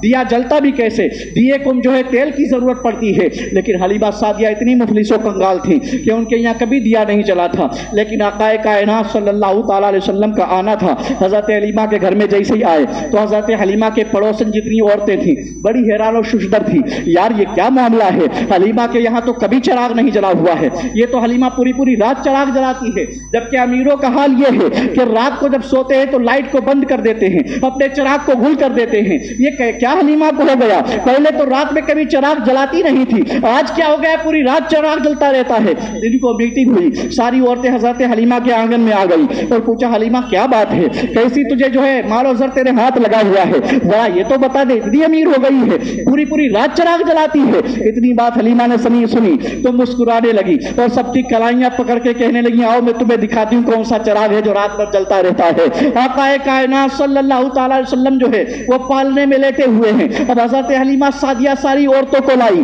और लाने के बाद कहने लगी जिस चिराग की तुम बात करती हो कि रात रात भर चिराग जलता रहता है, मैं कोई चिराग नहीं जलाती हूँ, बल्कि जब से ये प्यारा हमारे घर में क्या आ गया है, जो चिराग रखे हुए थे वो भी हमने तोड़ दिए हुए हैं। अब पूरी पूरी रात जो हमारा घर रोशनो मुनव्वर रहता है ये अब्दुल्ला के दुलारे का ही काम है, ये उन्हीं की चमक है जो पूरी रात मेरा घर चमकता रहता है, रोशनो मुनव्वर रहता है। दिए की जरूरत न मशाल की हाजत, अजब रोशनी तूने पाई हलीमा। ये हलीमा सादिया तूने कितनी प्यारी रोशनी पाली हुई है कि पूरी रात बीत जाती है, घर रोशनो मुनव्वर रहता है, क्योंकि अल्लाह तबारक व तआला ने अपने महबूब को नूर बना के भेजा है। कुरान करीम का छठा पारा है, अल्लाह तबारक व तआला इरशाद फरमाता है क़द जाअकुम मिनल्लाहि नूर, तहक़ीक़ के तुम्हारे रब की जानिब से तुम्हारे पास एक नूर आ गया हुआ है और वो नूर आक़ा कायनात सल्लल्लाहु ताला अलैहि वसल्लम है। सरकार कायनात सल्लल्लाहु ताला अलैहि वसल्लम परवान चढ़ते रहे, यहाँ तक कि जब आप 2 साल के हो गए तो हज़रत हलीमा सादिया रज़ी अल्लाह ताला अन्हा ने आपको साथ में लिया और वापस करने के लिए मक्कतुल मुकर्रमा आ गई और उसके बाद कहने लगी ए आमिना तैयबा मैं आपसे थोड़ी इजाज़त और तलब करती हूँ, इस बच्चे से ऐसा प्यार हो गया है कि जुदा करने को दिल नहीं करता है, थोड़ी खिदमत का शर्त दे दीजिए, मैं इसकी खिदमत करना चाहती हूँ। आक़ा कायनात सल्लल्लाहु ताला अलैहि वसल्लम से ऐसा प्यार था और हज़रत अब्दुल मुत्तलिब ने हलीमा सादिया रज़ी अल्लाह ताला अन्हा को जो नवाजा हुआ था तो ऐसा नहीं नवाजा था जो दूसरी औरतों को दूध पिलाई मिली हुई थी वैसी नहीं दी हुई थी, बल्कि आपने 100 सुर्ख ऊंट अता किए हुए थे, उसके अलावा इतना सोना दिया हुआ था कि हज़रत हलीमा सादिया रज़ी अल्लाह ताला अन्हा जो अपनी उजरत लेकर के जब कबीले साद में पहुंची थी, पहले सबसे ज्यादा मुफलिसो कंगाल औरत का नाम हलीमा सादिया था, लेकिन अब आक़ा कायनात सल्लल्लाहु ताला अलैहि वसल्लम की दूध पिलाई में जो आपको उजरत दी गई तो इतना सोना दिया गया, इतना सोना दिया गया कि कबीले साद के अंदर हलीमा सादिया की कोई बराबरी नहीं कर सकता था, इतनी दूध पिलाई अता की गई थी। मेरे सरकार की दूध पिलाई में ऐसा सरफराज किया गया, मेरे सरकार ने ऐसी किस्मत बनाई हलीमा सादिया की कि आज जो है कबीले साद के अंदर इतनी बड़ी कोई अमीर औरत नहीं है जितनी अमीर औरत हज़रत हलीमा सादिया हो चुकी हैं। हज़रत हलीमा सादिया वापस लेकर के आ गई हैं। सरकार कायनात सल्लल्लाहु ताला अलैहि वसल्लम ने थोड़ा थोड़ा चलना शुरू कर दिया हुआ है और सरकार कायनात सल्लल्लाहु ताला अलैहि वसल्लम ने देखा कि उनकी बहन शीमा जो हज़रत हलीमा सादिया की बेटी हैं और आपके रज़ाई भाई अब्दुल्ला, ये दोनों लोग बकरियां चराने के लिए जाते हैं। सरकार कायनात कहने लगे ए मेरी माँ, मैं भी चाहता हूँ कि बकरियां चराने को जाऊँ। हज़रत हलीमा सादिया ने कहा नहीं नहीं, मैं तुम्हें इजाज़त नहीं देती हूँ, अगर तुम जाना ही चाहते हो। आक़ा कायनात सल्लल्लाहु ताला अलैहि वसल्लम ने जब ये बात सुनी तो आपका चेहरा कुमला गया, आपका चेहरा मुरझाने लगा। हज़रत हलीमा सादिया कहने लगी नहीं नहीं, तुझे तो हर वक्त मुस्कुराना ही चाहिए, तेरा चेहरा देख करके तो हम सारे गम भूल जाया करते हैं, इतना प्यारा तेरा चेहरा है और तेरा चेहरा मुरझा जाएगा तो हम कैसे जिंदा रह पाएंगे। जा, अगर तू जाना ही चाहता है और तेरी जो है इसी में खुशी रखी हुई है कि हम बकरी चराएंगे तो जा अब्दुल्ला के साथ में चला जा। अब आक़ा कायनात सल्लल्लाहु ताला अलैहि वसल्लम हज़रत शीबा और हज़रत अब्दुल्ला के साथ में हो लिए और बकरियों को आगे ले जाना चाहते थे। हज़रत शीबा ने बकरियों को हाँकना चाहा लेकिन बकरियां आगे ना बढ़ी, बल्कि वो ये कहना चाहती थी कि मैं कैसे आगे आगे चल सकती हूँ, सैयदुल कौनैन पीछे पीछे پیچھے چلے اور میں بکری ہو کر کے آگے آگے چلوں، یہ کیسے ہو سکتا ہے؟ ذرا سوچو تو صحیح، جنس میں جانور ہے مگر جان رہا ہے کہ یہ سید الکونین ہیں، ان کے آگے آگے ہم کو نہیں چلنا ہے۔ ادب تو اسی میں ہے کہ سرکار کائنات آگے آگے چلے اور پیچھے سے ہم سب کو چلنے کو ملے۔ یہ جانور جان رہے ہیں لیکن یہ دو ٹانگوں کا ملا کتنا بڑا بدبخت ہو گیا، کیسی باتیں کرنے لگا کہ ان کی جو ہے تعظیم کی جائے تو بڑے بھائی کی طرح کی جائے، ان کے آگے آگے ان کے جو ہے برابری میں چلایا جائے، ان کے برابر میں چلا جائے، ان کی جو تعظیم کی جائے بڑے بھائی کی طرح کی جائے۔ معاذ اللہ، اب تو یہ کہنا چاہتے ہیں تم ان جانوروں سے گرے ہوئے جانور بن گئے ہو، اس لیے ایسی باتیں کرتے ہو، ورنہ جانوروں نے تو اشارے میں کہہ دیا تھا سید الکونین کے آگے آگے نہیں چلنا ہے، سرکار کائنات آگے آگے چلیں گے، پیچھے سے ہم کو چلنا ہے۔ سرکار کائنات مسکرانے لگے، کہنے لگے شیما تم ان کو مت مارو، یہ آگے آگے نہیں چلنے والی ہے بلکہ آگے آگے میں چلتا ہوں، پیچھے سے بکریاں آئیں گی۔ اب میرے سرکار آگے آگے تھے، پیچھے سے بکریاں چلی جا رہی تھی۔ اب حضرت شیما رضی اللہ تعالیٰ عنہ حیران و ششدر تھی اور آ کر کے جب واپس ہوئی تو بتانے لگی ماں آج تو عجیب معاملہ ہو گیا تھا۔ کیا ہوا؟ کیا بات یہ ہے میری ماں، جب یہ میرا بھائی محمد صلی اللہ تعالیٰ علیہ وسلم یہ جب میں لے کر کے چلی تھی بکریاں چرانے کے لیے، میں نے بکریوں کو بہت مارا مگر بکری ایک قدم بھی آگے نہ بڑھی، لیکن جب میرا بھائی آگے آگے چل رہا تھا بکریاں پیچھے سے چلی جا رہی تھی۔ اور جب میں وہاں جنگل میں پہنچی، جب شدت کی تپش پڑی دھوپ کی، تو میں نے دیکھا کہ میرے بھائی کے اوپر ایک ابر آیا ہوا ہے، جدھر جدھر میرے سرکار جا رہے ہیں ابر بھی ادھر ادھر ہی جا رہا ہے، سرکار کائنات کے اوپر جو ہے ابر نے چھایا کیا ہوا ہے۔ اے میری بات تم یہ سوچتی ہوگی کہ شدت کی گرمی میں بچہ جھلس گیا ہوگا، نہیں بلکہ پوری شدت کی گرمی میں جدھر جدھر میرا بھائی جاتا تھا ادھر ادھر ابر ہی چلا جاتا تھا، ادھر بادل کا ٹکڑا چلا جاتا تھا، کبھی بھی آپ کے اوپر جو ہے دھوپ نہیں پڑی ہوئی ہے۔ یا آقا کائنات صلی اللہ تعالیٰ علیہ وسلم جو ہے لباس میں ملبوس تھے اور انہوں نے آ کر کے سرکار دو عالم صلی اللہ تعالیٰ علیہ وسلم کو ایک پہاڑ کی چوٹی پر لٹایا، سرکار کا شق صدر کر دیا، آپ کا سینہ چاک کر دیا۔ آپ کا بھائی حضرت عبداللہ دوڑے آئے، کہنے لگے امی غضب ہو گیا ہے۔ حضرت حلیمہ پوچھنے لگیں کہ بیٹا کیا ہو گیا؟ کہا میرے محمد عربی صلی اللہ تعالیٰ علیہ وسلم کا 4 لوگوں نے آ کر کے سینہ شق کر دیا ہوا ہے، ان کا سینہ پھٹ گیا ہوا ہے۔ حضرت علیمہ دوڑی ہوئی آئیں، کہنے لگی ہائے یہ کیا ہو گیا؟ آقا دو عالم صلی اللہ تعالیٰ علیہ وسلم اس پہاڑ کے اوپر کھڑے ہیں اور مسکرا رہے ہیں۔ حضرت علیمہ قریب میں بڑھ کر کے پوچھتی ہیں بیٹا کیا ہوا ہے؟ آقا دو عالم صلی اللہ تعالیٰ علیہ وسلم فرمانے لگے مجھے تو کچھ نہیں ہوا، میں تو صرف اتنا جانتا ہوں کہ چند لوگ آئے تھے ہمارے پاس میں، سفید لباس میں ملبوس تھے، اور انہوں نے آنے کے بعد مجھے اس پہاڑ پہ لٹایا اور میرا سینہ شق کر دیا، اس کے اندر سے کچھ نکالا اور کچھ ڈالا، مجھے بڑا اطمینان حاصل ہے، اور میرے جو ہے سینے سے ایک خون کا قطرہ تک نہیں نکلا ہوا ہے۔ بہرحال حضرت حلیمہ سعدیہ نے آ کر کے اپنے شوہر کو بتایا اور شوہر کہنے لگا کہ مجھے یہ لگتا ہے کہ کسی نے ان پر جادو کر دیا ہوا ہے، ان کو واپس کر دیا جائے، کیونکہ پتہ نہیں یہاں پر یہودی لوگ ان کے در پہ بنے ہوئے ہیں۔ آقا دو عالم صلی اللہ تعالیٰ علیہ وسلم کو اسی اسنا میں یہ بھی ہوا تھا کہ سرکار صلی اللہ تعالیٰ علیہ وسلم جب عبداللہ کے ساتھ بکریاں چرانے کو جاتے تھے، حضرت آقا دو عالم صلی اللہ تعالیٰ علیہ وسلم کی جب طبیعت علیل ہوئی، سرکار دو عالم صلی اللہ تعالیٰ علیہ وسلم 3 روز تک جب بکریاں چرانے نہیں گئے تو جنگل کے جتنے بھی مویشی تھے سب نے بیٹھ کر کے میٹنگ کی کہ آخر کیا کیا جائے، سرکار دو جہاں کا دیدار نہیں ہو پا رہا ہے، آقا دو جہاں صلی اللہ تعالیٰ علیہ وسلم کا کیسے دیدار کر سکیں گے؟ تو مویشیوں نے یہ مشورہ پایا ہوا تھا کہ حضرت حلیمہ کی کوئی بکری پکڑ لی جائے، اور جب اس بکری کو چھڑانے کے لیے سید عالم صلی اللہ تعالیٰ علیہ وسلم آئیں گے تو ان کا دیدار ہو جائے گا۔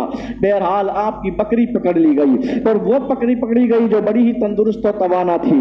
اب حضرت عبداللہ آئے، کہنے لگے امی غضب ہو گیا، کیا ہوا؟ کہا بکری پکڑ لی ہوئی ہے، کسی جانور نے بکری پکڑ لی ہے۔ اب حضرت حلیمہ دوڑی آئی جنگل میں، آقا دو عالم صلی اللہ تعالیٰ علیہ وسلم پیچھے سے آنے لگے، سرکار دو عالم صلی اللہ تعالیٰ علیہ وسلم جنگل میں ایک ٹیلے پر کھڑے ہوئے، اور سرکار صلی اللہ تعالیٰ علیہ وسلم نے سارے مویشیوں کو آواز دی۔ حضرت حلیمہ دیکھ رہی ہیں کہ سارے جانور بھاگتے دوڑتے چلے آ رہے ہیں، آقا دو عالم صلی اللہ تعالیٰ علیہ وسلم کے سامنے سارے جانور بیٹھ گئے، سرکار کا دیدار ہو رہا ہے۔ آقا دو عالم صلی اللہ تعالیٰ علیہ وسلم پوچھ رہے ہیں ہماری بکری کس جانور نے پکڑی ہے؟ تبھی دیکھا گیا کہ سامنے سے ایک شیر آ رہا ہے یا ایک بھیڑیا آ رہا ہے جس کے پاس جو ہے حضرت حلیمہ کی بکری ہے، اور وہ آ کر کے سرکار دو عالم صلی اللہ تعالی علیہ وسلم کے پاس کہنے لگا، اے میرے سرکار صلی اللہ تعالی علیہ وسلم، آپ کی بکری پکڑی ضرور ہے لیکن اس کو کوئی ایذا رسانی نہیں ہوئی ہے، اسے کوئی تکلیف نہیں پہنچائی گئی ہے میرے سرکار، ہم نے اس کو کھلایا اور پلایا ہے، اس کو جو ہے سبزہ ڈالا ہوا ہے، اس کے پاس گھاس ڈالی ہوئی ہے میرے سرکار، اس کو کوئی تکلیف نہیں ہوئی ہے۔ تب میرے سرکار صلی اللہ تعالی علیہ وسلم نے پوچھا پھر پکڑا کس لیے تھا؟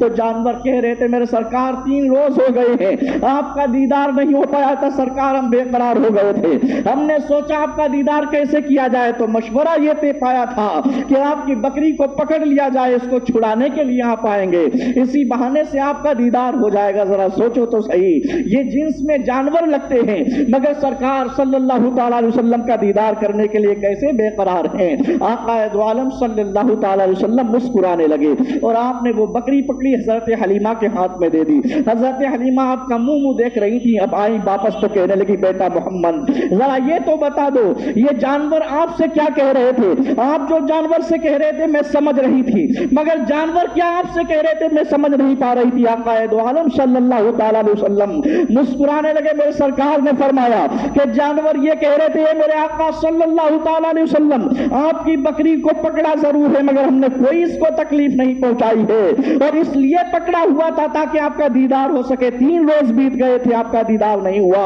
اے میرے سرکار آپ کے دیدار کی غرض سے بکری پکڑی ہوئی تھی۔ یہ ذرا سوچو تو صحیح، آقا دو عالم صلی اللہ تعالی علیہ وسلم ہے جو جانوروں کی زبانیں جان رہے ہیں، آقا دو عالم صلی اللہ تعالی علیہ وسلم کس کی زبان نہیں پہچانتے ہیں، چرند و پرند کی زبان آپ جانتے ہیں، بلکہ یوں کہیے کائنات کے ذرے ذرے کی زبان میرے سرکار پہچانتے ہیں۔ تبھی تو میرے آقا صلی اللہ تعالی علیہ وسلم بیان کرتے ہیں کہ میں جب حرم کعبہ میں اٹھایا کرتا تھا تو یہ پتھر حجر اسود جو ہے مجھے سلام کیا کرتا تھا۔ آقا دو عالم صلی اللہ تعالی علیہ وسلم پتھروں کی بھی زبان کو پہچان رہے ہیں۔ یہ کتنے بڑے بدبخت لوگ ہیں جو یہ باتیں بولا کرتے ہیں کہ سرکار دو عالم صلی اللہ تعالی علیہ وسلم نے جو اردو سیکھی ہے دارالندوہ میں آ کر کے سیکھی ہوئی ہے، ہمارے خان میں آتے تھے اور سرکار نے دارالندوہ میں آ کر کے اردو سیکھی۔ میں کہنا چاہوں گا تم اردو کی بات کرتے ہو، اردو تو انسانوں کی زبان ہے، میرے سرکار تو جانوروں کی زبان کو پہچانا کرتے ہیں۔ سرکار صلی اللہ تعالی علیہ وسلم کو کچھ سکھانے کی ضرورت نہیں ہے، اس لیے کہ ان کو پڑھانے والا کوئی دنیا دار نہیں ہے بلکہ ان کا پروردگار انہیں پڑھانے والا ہے۔ اللہ ارشاد فرماتا ہے الرحمن علم القرآن کہ رحمان نے ہی اپنے محبوب کو قرآن سکھایا ہوا ہے، اور قرآن میں ساری زبانیں موجود ہیں، سارے واقعات قرآن میں موجود ہیں، قیامت تک کیا ہونے والا ہے قرآن ہمیں بتا سکتا ہے، جس کا علم جیسا ہوگا وہ اس سے اس چیز کو نکال سکتا ہے۔ تو جب پڑھانے والا رحمان ہو اور پڑھنے والی ذات مصطفیٰ ہو تو بتاؤ کوئی چیز کی کمی رہ گئی ہوگی؟ بالکل نہیں رہ گئی ہوگی۔ اللہ تبارک و تعالیٰ خود ارشاد فرماتا ہے وَعَلَّمَكَ مَا لَمْ تَكُنْ تَعْلَمْ وَكَانَ فَضْلُ اللَّهِ عَلَيْكَ عَظِيمًا۔ اے میرے محبوب صلی اللہ تعالیٰ علیہ وسلم آپ جو کچھ نہیں جانتے تھے آپ کے رب نے آپ کو سب کچھ سکھا دیا ہوا ہے۔ تو ذرا سوچو تو صحیح کیسے بدبخت یہ زبانیں کھول دیا کرتے ہیں۔ بہرحال میرے آقا صلی اللہ تعالیٰ علیہ وسلم کی عمر شریف جب 5 برس کی ہوئی تھی، حضرت حلیمہ رضی اللہ تعالیٰ عنہ اس ڈر سے کہ کسی نے جادو کر دیا ہوا ہے، آقا دو عالم صلی اللہ تعالیٰ علیہ وسلم کو ساتھ میں لیا اور آپ کو واپس کرنے کی غرض سے آنے لگی، قبیلے سعد سے نکلی ہوئی ہیں، اور آقا دو عالم صلی اللہ تعالیٰ علیہ وسلم جب جو ہے جا رہے تھے تو راستے میں ایک دکھیاری جو کنویں کے پاس میں بیٹھ کر کے رو رہی ہے، حضرت حلیمہ قریب میں گئی اور جانے کے بعد پوچھا تجھ کو کیا ہوا ہے؟ کہا ہمارا بچہ اس میں گر گیا ہوا ہے، ہم پانی پینے کی غرض سے اس کے قریب میں آئے تھے لیکن ہماری گود میں جو بچہ تھا وہ اچھلا پانی میں چلا گیا ہے، ہم کیا کریں؟ بڑا گہرا پانی ہے، کیسے اس کو بچے کو نکال سکیں گے؟ بچہ غوطے کھا رہا تھا۔ حضرت حلیمہ سعدیہ نے آقا دو عالم صلی اللہ تعالی علیہ وسلم کی طرف دیکھا، میرے سرکار صلی اللہ تعالی علیہ وسلم نے اس کنویں کے اندر جو ہے تھوک دیا، اور سرکار کا تھوکنا کیا تھا، پانی میں ابال ایک دم آیا اور بچہ اوپر آ گیا۔ اس عورت نے فوراً اپنا بچہ اٹھایا اور کہنے لگی حلیمہ ذرا یہ تو بتا دے ساتھ میں کوئی انسان کا بچہ لے کر کے چل رہی ہے یا کوئی فرشتہ لے کر کے چل رہی ہے؟ ارے اس نے تھوکا کیا ہے؟ پانی میں ابال آ گیا ہوا ہے۔ میں پوچھنا چاہوں گا حضور نے تھوکا ہی کیوں تھا؟ سرکار یہ بھی تو کہہ سکتے تھے اے پانی ابال مار دے اور بچے کو باہر پھینک دے، ایسا بھی تو ہو سکتا تھا، کیونکہ سرکار صلی اللہ تعالی علیہ وسلم مالک کونین بنائے گئے ہیں، یقیناً جو ہے پانی آپ کا حکم مان لیتا، مگر میرے سرکار نے اس میں تھوکا اس لیے تھا۔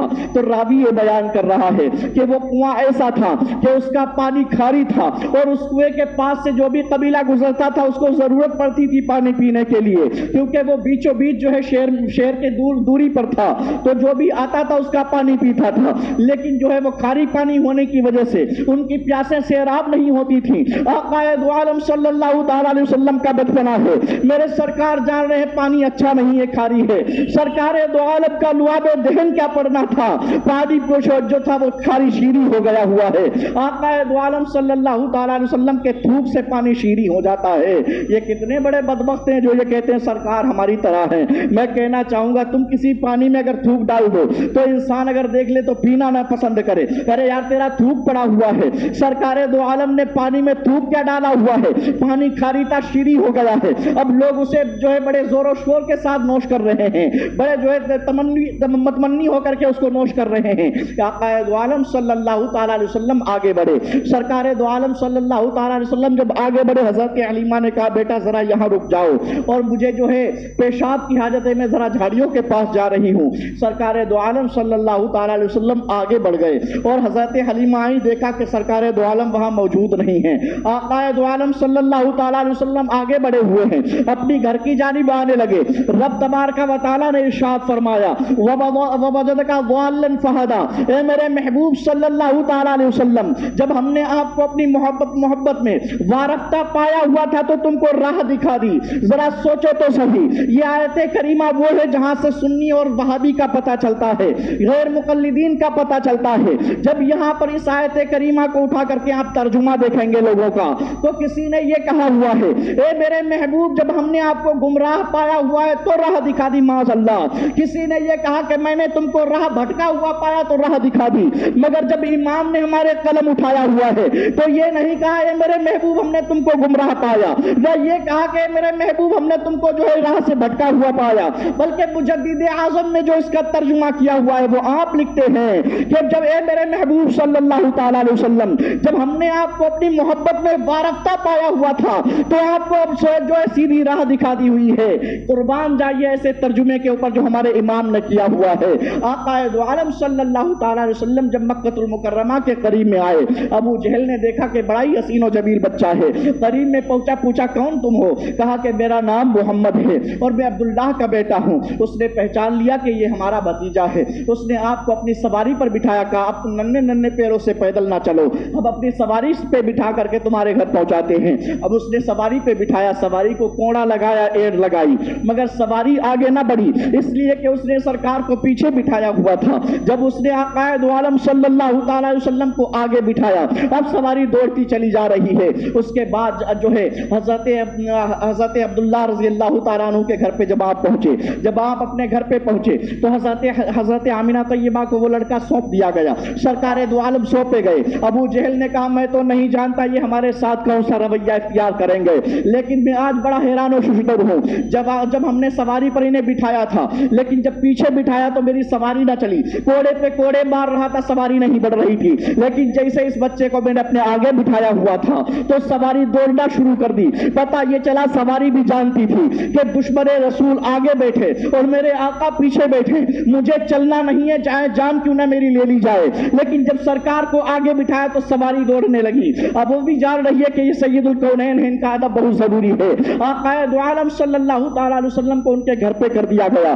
جب یہ مدت جو ہے وہ 5 سال کی ہو گئی تھی، حضرت حلیمہ سعدیہ آئیں اور آنے کے بعد حضرت آمنہ طیبہ سے کہنے لگی مجھ سے بہت بڑی بھول ہو گئی ہے، ہم آقا دو عالم صلی اللہ تعالی علیہ وسلم کو لا رہے تھے اور راستے میں ہمارا بچہ گم ہو گیا ہے۔ آقا دو عالم صلی اللہ تعالی علیہ وسلم نے دیکھا کہ ہماری رضائی ماں رو رہی ہیں، سرکار باہر تشریف لے آئے اور کہا کہ ماں رو مت، ہم اپنے گھر پہ آ گئے ہوئے ہیں۔ حضرت حلیمہ نے بڑا پیار کیا اور اس کے بعد میں حضرت آمنہ طیبہ کو سونپ دیا اور واپس چلی آئیں۔ آقا دو عالم صلی اللہ تعالی علیہ وسلم کی عمر شریف جب 6 برس کی ہو گئی، حضرت آمنہ طیبہ نے کہا کہ بیٹا چلو ہم تمہارے ننیحال لے چلتے ہیں۔ آقا دو عالم صلی اللہ تعالی علیہ وسلم کو مدینہ المنورہ لے کے آئیں اور کچھ دن وہاں ٹھہری۔ اس کے بعد آپ کی طبیعت بگڑنے لگی تو آپ نے کہا بیٹا چلو ہم اپنے گھر واپس چلتے ہیں۔ لیکن جب مقام ابوا میں پہنچی ہوئی تھی تو ایسی طبیعت بگڑ گئی کہ بیٹھنا بھی سواری پر نہیں ہو رہا تھا، آپ کو قرار نہیں پہنچ رہا تھا۔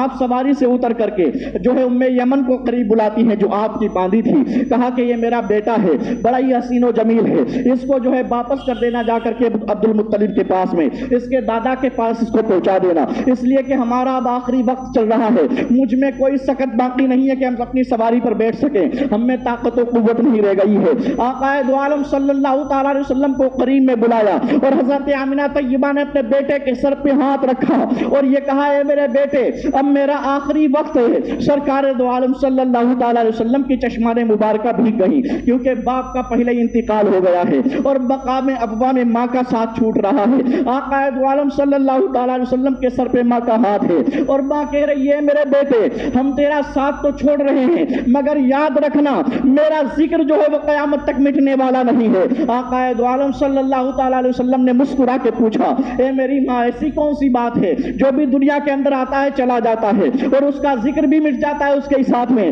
لیکن آپ کا ذکر قیامت تک کیسے باقی رہے گا؟ تو حضرت آمنہ طیبہ نے کہا تھا، اے میرے بیٹے، میرا قیامت تک ذکر اس لیے باقی رہے گا کیونکہ میں تجھ جیسا ستھرا بیٹا چھوڑ رہی ہوں، تجھ جیسا پاکیزہ بیٹا چھوڑ رہی ہوں۔ آقا دو عالم صلی اللہ تعالیٰ علیہ وسلم سے یہ کہنے کے بعد میں حضرت آمنہ طیبہ نے اپنی آنکھوں کو بند کر لیا۔ سرکار دو عالم صلی اللہ تعالیٰ علیہ وسلم نے اپنی والدہ محترمہ کو وہی تدفین فرمایا اور سرکار صلی اللہ تعالیٰ علیہ وسلم واپس چلے آئے۔ آقا دو عالم صلی اللہ تعالیٰ علیہ وسلم کو حضرت ام یمن نے آپ کے دادا حضرت عبد المطلب کے سپرد کر دیا۔ 2 سال آپ حضرت عبد المطلب کے پاس میں رہے۔ سرداران قریش تھے آپ، امیر قریش آپ کو کہا جاتا تھا اور آپ کا جہاں تخت لگایا جاتا تھا کسی کے اندر ہیبت، یہ جو ہے طاقت و قوت نہیں تھی، یہ سکت نہیں تھی کہ آپ کے تخت کے پاس جا کر کے بیٹھ لے، مگر آقا دو عالم صلی اللہ تعالیٰ علیہ وسلم جب آتے تھے تو تخت کے پاس نہیں بیٹھتے تھے بلکہ تخت کے اوپر جا کر کے بیٹھا کرتے تھے۔ لوگ آپ کو منع کرتے تو حضرت عبد المطلب کہتے کہ اس کو منع نہ کرو، یہ کوئی عام بچہ نہیں ہے، اس کا چہرہ تو دیکھو سارے جہان سے الگ نظر آتا ہے، ایسا کوئی حسین و جمیل بچہ نہیں ہے جیسا ہمارا پوتا ہے۔ بہرحال آپ جا کر کے تخت پر بیٹھتے تھے، بڑا پیار عبد المطلب نے کیا، لیکن جب سرکار دو عالم صلی اللہ تعالیٰ علیہ وسلم کی عمر شریف 8 برس کی ہوئی تھی تو دادے مفارقت جو ہے آپ کو پانی پڑی اور آپ کے دادا محترم حضرت عبد المطلب کا بھی انتقال ہو گیا۔ انتقال کے وقت میں دادا محترم نے کچھ اپنے بچوں کو بلا کر کے کہا تھا کہ اب ہمارے جو ہے پوتے کی کفالت کون کرے گا؟ حضرت امیر حمزہ بولے، والد محترم ہم ان کی کفالت کریں گے۔ آپ نے منع کر دیا، نہیں تم نہیں کرو گے اس لیے کہ تم کثیر العیال ہو۔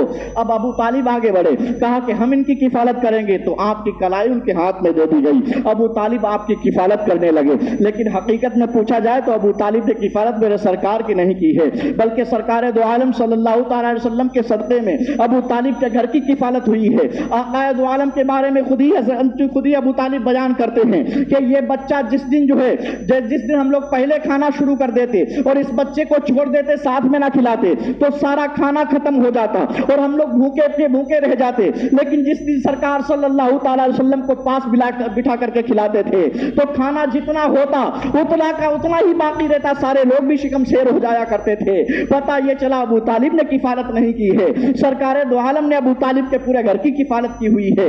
بہرحال آقا دو عالم صلی اللہ تعالیٰ علیہ وسلم کی عمر شریف جب 12 برس کی ہوئی تو ابو طالب نے کہا، بیٹا اب تم کچھ بڑے ہو گئے ہو، آؤ ہمارے ساتھ چلو، تمہیں تجارت کے کچھ رموز و اسرار بتا دیتے ہیں، تمہیں تجارت کرنا سکھا دیتے ہیں۔ اب ملک شام کی جانب سرکار دو عالم صلی اللہ تعالیٰ علیہ وسلم کا یہ پہلا سفر تھا جو تجارت کی غرض سے تھا۔ ملک شام پہنچے، سرکار دو عالم صلی اللہ تعالیٰ علیہ وسلم کو اس لیے لے جایا گیا تھا تاکہ ابو طالب آپ کو رموز و اسرار سکھائیں، تجارت کیسے کرنی ہے اس کا ڈھنگ سکھا دیں۔ لیکن جب میرے سرکار اب جو ہے ملک شام پہنچے ہیں اور تجارت کرنے کی غرض سے ابو طالب جب بیٹھے، سرکار کو قریب میں بٹھایا، میرے سرکار بیان کرتے ہیں، اے میرے چچا، اس چیز کو اس طریقے سے فروخت کرو تو زیادہ منافع ہوگا، اس چیز کو اس طریقے سے فروخت کرو تو زیادہ منافع ہوگا۔ پتہ یہ چلا سید الکونین کو کوئی بات سکھانے کی ضرورت نہیں ہے، ان کو سکھانے والی ذات ان کے رب کی ذات ہے۔ آقا دو عالم صلی اللہ تعالیٰ علیہ وسلم نے جب ساری باتیں بتائیں تو ابو طالب یہ بیان کرتے ہیں کہ پوری زندگی میری بیت چکی تھی، کبھی اتنا منافع نہیں ہوا جو اس بچے کو لے جانے سے مجھے منافع ہوا تھا۔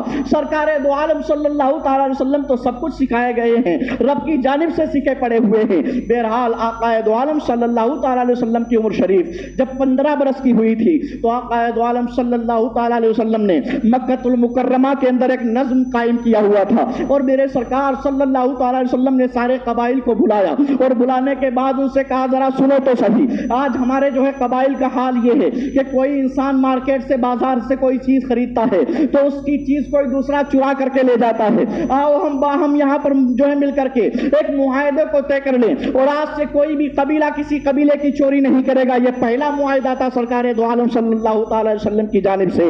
میرے سرکار صلی اللہ تعالی علیہ وسلم نے 15 سال کی عمر شریف میں یہ معاہدہ قائم کیا ہوا تھا جس کو حلف الفضول کا نام دیا گیا ہے. میرے سرکار صلی اللہ تعالی علیہ وسلم نے مکہ المکرمہ میں ایسا نظم قائم کر دیا ہوا تھا کہ کوئی کسی کی چوری نہیں کر رہا تھا. جبکہ پہلے حال یہ تھا جو بھی طاقتور ہوتا تھا غریبوں کی چوریاں ہو رہی تھی, کمزوروں کے ہاتھ سے جو ہے مال چھینا جا رہا تھا. میرے سرکار نے ایک نظم قائم کر دیا ہوا ہے, آج سے کوئی کسی کے ہاتھ سے کوئی چیز نہیں چھینے گا, کوئی چوری نہیں کرے گا. بہرحال میرے آقا صلی اللہ تعالی علیہ وسلم کی عمر شریف جب 25 برس کی ہوئی تھی, آقا دو عالم صلی اللہ تعالی علیہ وسلم کے پاس سندیشہ بھیجا گیا. حضرت خدیجہ الکبریٰ نے سندیشہ بھیجا کہ چلو صادق و امین کے پاس جا کر کے سندیشہ لے جاؤ کہ سرکار دو عالم صلی اللہ تعالی علیہ وسلم ہمارا مال لے جا کر کے بیرون ممالک میں فروخت کریں, کیونکہ وہ صادق و امین ہیں, اور جب وہ مال فروخت کریں گے تو ہمارے مال کے ساتھ ہیرا پھیری نہیں ہوگی. حالانکہ آقا دو عالم صلی اللہ تعالی علیہ وسلم کے یہ سندیشہ بھیجنے سے پہلے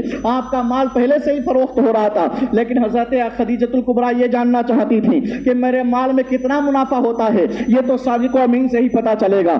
آقا دو عالم صلی اللہ تعالی علیہ وسلم کے پاس سندیشہ بھیج دیا گیا.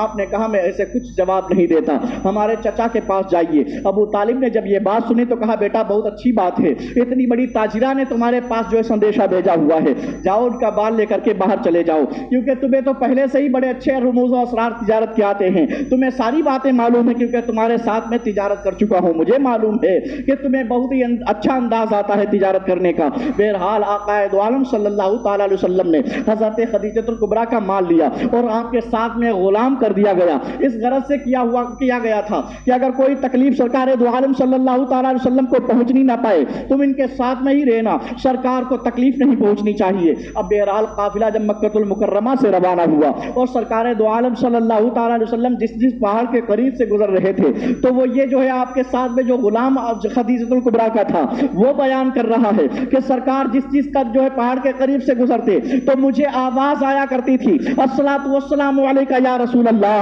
الصلاۃ والسلام علیکہ یا نبی اللہ. پتہ یہ چلا پہاڑ آپ کو سلام کر رہے ہیں, اور جس جو ہے شجر کے قریب سے گزرتے ہیں, جہاں جہاں پیڑ نصب ہیں وہ پیڑ آپ کو سجدہ کرتے ہوئے نظر آ رہے ہیں. پیڑ بھی جان رہے ہیں کہ یہ سید الکونین, ان کو سجدہ کیا جائے. پہاڑ پہچان رہے ہیں کہ سید الکونین بنا کر کے بھیجے گئے ہیں, ان کے ادب میں ان پر صلاۃ و سلام پڑھا جائے. میں کہنا چاہوں گا جس کی جنس جو ہے حجر کی ہو, جو پتھر سے بنا ہوا ہو, وہ سرکار کو سلام کرے تو ہم کیوں سرکار کو سلام نہیں کریں گے؟ یہ بڑے نہنجار و نامراد لوگ ہیں جو یہ کہتے ہیں کہ سرکار کو سلام کرنا شرک و بدعت ہے. میں کہنا چاہوں گا جن کو عقل دی ہوئی ہے, جن کو عقل بھی رب نے نہیں دی ہوئی ہے, جو جنس میں پتھر ہے وہ بھی سرکار کو سلام کر رہا ہے. ہمیں تو اللہ نے عقل سلیم سے نوازا ہوا ہے, ہم کیوں سرکار کو سلام نہیں کریں گے؟ ہم ضرور سرکار پر صلاۃ و سلام پڑھیں گے, اس لیے کہ ہم سرکار کے احسانات کے تلے ہم دبے ہوئے ہیں. بہرحال میرے سرکار صلی اللہ تعالی علیہ وسلم جب بیرون ممالک پہنچے اور سرکار نے جو مال فروخت کرنا تھا اس کو صحیح طریقے سے جو ہے اس کو بیچنا شروع کیا, اور جو بھی آپ کے پاس گراہک آتا اس کو بتا دیتے کہ اس مال کے اندر یہ خرابی ہے, لینا ہو تو لے لو, یہ اتنے میں تم کو لگا دیا جائے گا, اور یہ چیز بہت ہی اچھی ہے, اس کو اتنے میں لگایا جائے گا. بہرحال سارے لوگ جان گئے, یہ جتنے بھی تاجر بیٹھے ہوئے ہیں سب اپنے مال کی تعریف ہی کرتے نظر آتے ہیں, چاہے اچھا مال ہو چاہے خراب مال ہو, ہر کوئی تعریف کر رہا ہے. لیکن یہ بندہ نوجوان بیٹھا ہوا ہے جو صاف بات بتاتا ہے کہ اس مال کے اندر یہ خرابی ہے اور اس مال کے اندر یہ اچھائی ہے, چلو اس کے مال کو لے لیا جائے, کیونکہ یہ بڑا سچا تاجر معلوم ہوتا ہے. آقا دو عالم صلی اللہ تعالی علیہ وسلم کا مال سب سے پہلے فروخت ہوا اور سرکار کے مال میں سب سے زیادہ منافع ہوا. اب جب قافلہ جو ہے مکہ المکرمہ کی جانب رواں و دواں ہوا اور مکہ کے قریب میں پہنچا تو سارے لوگ اپنے اپنے چھتوں کے اوپر کھڑے تھے. کوئی جو ہے عورت کھڑی ہے اپنے شوہر کو دیکھنے کے لیے, کسی کی بچی کھڑی ہے اپنے باپ کو دیکھنے کے لیے, کسی کا بھائی کھڑا ہے اپنے بھائی کو دیکھنے کے لیے, آقا دو عالم صلی اللہ تعالی علیہ وسلم کو دیکھنے کے لیے.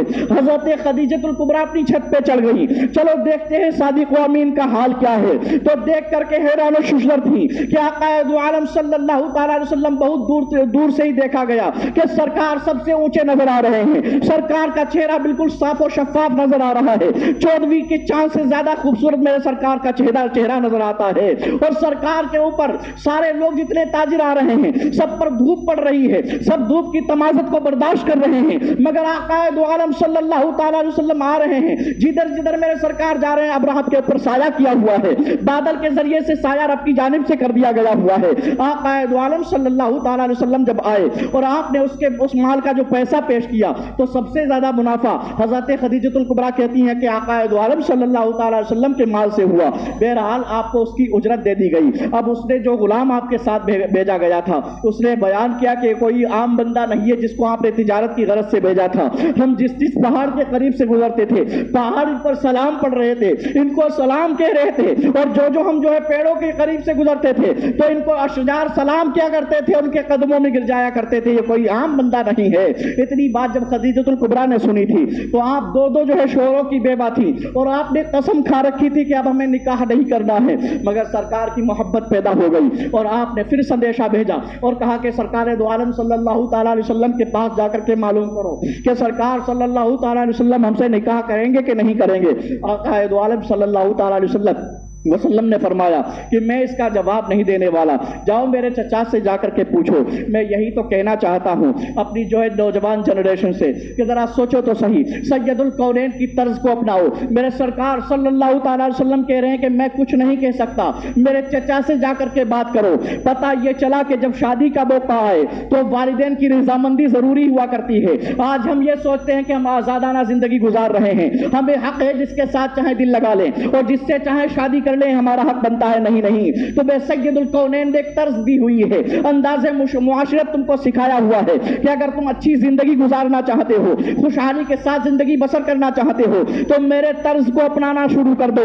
حضرت خدیجۃ الکبریٰ نے محبت ہو کر کے جو آپ کے پاس سندیشہ بھیجا تو آقا دو عالم نے یہ کہا کہ بہت بڑی تاجرہ ہے، میں جو ہے اس سے شادی کر لوں گا۔ نہیں، میرے سرکار نے فرمایا میرے چچا سے جا کر کے پوچھو۔ پتہ یہ چلا اگر گھر والوں کی رضامندی ہو جس نکاح کے اندر، اس میں اللہ کی جانب سے برکتیں ڈال دی جاتی ہیں اور وہ جوڑا جو ہے خوش و خرم ہو کر کے زندگی بسر کرتا ہے۔ اور جو لوگ اپنی منمانی چلایا کرتے ہیں 4 دن نہیں بیتتے کہ طلاق کی نوبت آ جایا کرتی ہے۔ میں کہنا چاہتا ہوں اپنے جو ہے معاشرے کو سدھارنے کی کوشش کرو۔ ہم سے اچھا معاشرہ کسی کا نہیں ہونا چاہیے، کیونکہ ہمیں اللہ تبارک و تعالیٰ نے ایسی ذات دے رکھی ہے جس کے نقوش قدم پر چلنے کے بعد میں معاشرے میں سدھار پیدا ہو جاتا ہے، بگڑا ہوا معاشرہ سدھر جایا کرتا ہے۔ ہم کس کی روش کو اپنا رہے ہیں اور ہم یہ کہہ رہے ہیں کہ ہم تو آزاد ہیں، جس کے ساتھ چاہیں نکاح کر لیں، جس کے ساتھ چاہیں دل لگی کر لیں۔ نہیں یارو، ہمیں تو آقا دو عالم صلی اللہ تعالیٰ علیہ وسلم نے انداز معاشرت سکھایا ہوا ہے۔ بہرحال میرے آقا صلی اللہ تعالیٰ علیہ وسلم کی عمر شریف جب 30 برس کی ہو گئی تھی،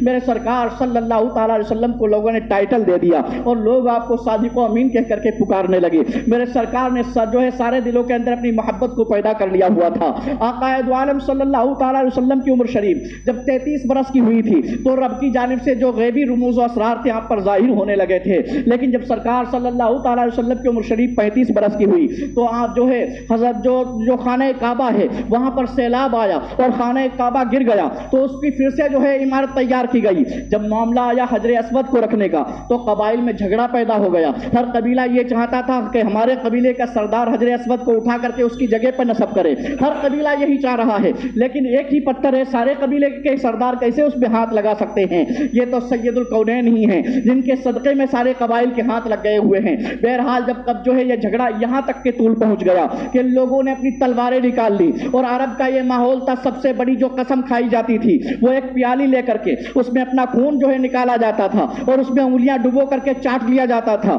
جس کو لقات الدم کہا جاتا ہے، یعنی انگلی چاٹنے والی قسم۔ یہ قسم سب سے بھیانک قسم ہوا کرتی تھی۔ اس کا مطلب یہ ہوتا تھا کہ اگر جو ہے جنگ و جدال کا معاملہ آ گیا تب بھی ہم پیچھے نہیں ہٹیں گے، ہم اپنی جو ہے ہم جو ہے اس بات سے پیچھے نہیں ہٹنے والے ہیں۔ بہرحال جب یہ معاملہ ہوا کہ لقات الدم ہو گیا، سارے قبائل نے اپنا اپنا خون نکال کر کے اپنی انگلیوں سے چاٹ لیا، تو وہاں پر ایک بزرگ شخصیت موجود تھی اور اس نے یہ کہا کہ میں تم کو مشورہ یہ دینا چاہتا ہوں کہ ایسے اگر کرو گے جیسا تم کرنا چاہتے ہو تو یہاں پر خون ہی خون ہوگا، ندیاں بہنے لگے گی خون کی۔ سب سے بہتر مشورہ یہ ہے کہ کل اس حرم کعبہ کے اندر سب سے پہلے جس کی ذات آ جائے اس کو اپنا حاکم بنا لیا جائے اور اس کی بات کو مان کر کے فیصلہ مان لیا جائے جس کے بارے میں وہ حکم صادر کر دیں، اسی قبیلے کا سردار اٹھا کر کے حجر اسود کو اس جگہ نصب کر دے۔ تو لوگوں نے کہا بڑی پیاری رائے تم نے پیش کی ہوئی ہے، لیکن اللہ کی منشا یہ تھی کہ وہاں پہنچنے والی ذات کسی دنیا دار کی نہیں ہو بلکہ محبوب پروردگار کی ذات ہو۔ آقائے دو عالم صلی اللہ تعالیٰ علیہ وسلم سب سے پہلے حرم کعبہ میں پہنچے ہوئے تھے، حالانکہ آقائے دو عالم صلی اللہ تعالیٰ علیہ وسلم اس غرض سے نہیں پہنچے تھے، وہ تو طواف کرنے کی غرض سے پہنچے ہوئے تھے۔ لوگ جب حرم کعبہ میں آئے دیکھا کہ ارے صادق و امین پہلے سے موجود ہیں، لوگوں نے کہا کہ اگر آج کوئی اور بھی ہوتا اس کا بھی حکم ہم کو ماننا پڑتا، چاروں ناچار حکم ماننا پڑتا، لیکن یہ دو صادق و امین ہیں، ہمیں ان کے جو بھی یہ حکم صادر کریں گے ہمیں بشر و چشم جو ہے منظور ہے، ہم یقیناً ان کے حکم کو ماننے کو تیار ہیں۔ آقا دو عالم صلی اللہ تعالیٰ علیہ وسلم نے پوچھا بات کیا ہے؟ لوگوں نے بتایا کہ اس کی تعمیر خانہ کعبہ کی ہو رہی ہے اور یہ اس جگہ کو پہنچ گیا ہے جہاں پر حجر اسود کو نصب کرنا ہے۔ اب ہر قبیلہ یہ چاہتا ہے کہ ہر قبیلے کا سردار جو ہے وہ اس کو اٹھا کر کے اس کی جگہ پہ رکھے، لیکن پتھر ایک ہے اور قبیلے اتنے سارے ہیں تو سارے سردار اس کو اٹھا کر کے کیسے رکھ سکتے ہیں؟ ایک ہی سردار تو رکھے گا۔ آقا دو عالم صلی اللہ تعالیٰ علیہ وسلم نے فرمایا ٹھیک ہے، اگر تم نے ہم کو حاکم بنایا ہے تو میرا حکم ماننا پڑے گا۔ لوگوں نے کہا ہاں ہاں ہم آپ کا حکم مانیں گے۔ سرکار دو عالم صلی اللہ تعالیٰ علیہ وسلم نے وہ فیصلہ پیش کیا کہ لوگ انگشت بنندہ رہ جاتے ہیں، انگلیاں دانتوں کے نیچے دبی رہ جاتی ہیں۔ سرکار دو عالم صلی اللہ تعالیٰ علیہ وسلم نے اپنی چادر تطہیر کو اٹھا کر کے زمین پہ بچھایا اور زمین پر بچھانے کے بعد میں وہ جو ہے حجر اسود کو اپنے ہاتھوں سے اٹھا کر کے اپنی چادر تطہیر کے بیچوں بیچ میں رکھا اور پھر سرکار صلی اللہ تعالیٰ علیہ وسلم نے فرمایا جتنے بھی قبائل کے سردار ہیں وہ سب ہمارے پاس میں آ جائیں۔ اب سارے قبائل کے سردار آئے ہوئے تھے اور ہر کوئی ایک دوسرے کی جو ہے منہ دیکھ رہا تھا کہ پتہ نہیں سرکار کس کے بارے میں حکم فرمائیں گے کہ چادر اٹھا کر کے وہاں اس کو نصب کر دو۔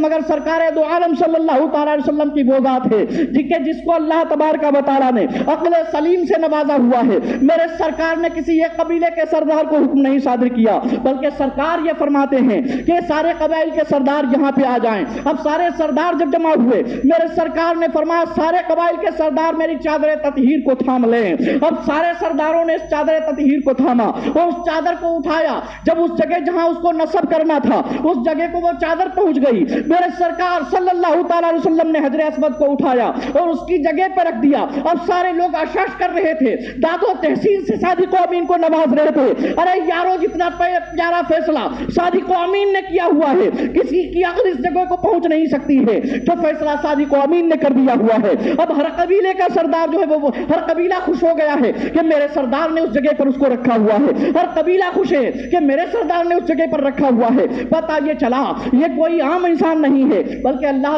تبارک و تعالیٰ نے سید المرسلین ان کو منا کر کے بھیجا ہوا ہے، اور جتنے بھی انبیاء آئے ہوئے ہیں سب کو اللہ نے عقل سلیم سے نوازا ہے، اور یہ تو سید الکونین ہیں، یہ تو سید الرسل ہیں، یہ تو سید الانبیاء ہیں، ان کو اللہ نے کیسی عقل سلیم عطا کی ہوگی یہ تو آپ خود ہی سمجھ سکتے ہیں۔ بہرحال آقا دو عالم صلی اللہ تعالیٰ علیہ وسلم نے حجر اسود کو اس جگہ اٹھایا تو سارے قبائل لوگ خوش ہو گئے اور کہنے لگے کہ صادق و امین نے جو فیصلہ کیا ہوا ہے کسی کی عقل اس جگہ پہنچ بھی نہیں سکتی تھی جو صادق و امین نے فیصلہ کر دیا ہوا ہے۔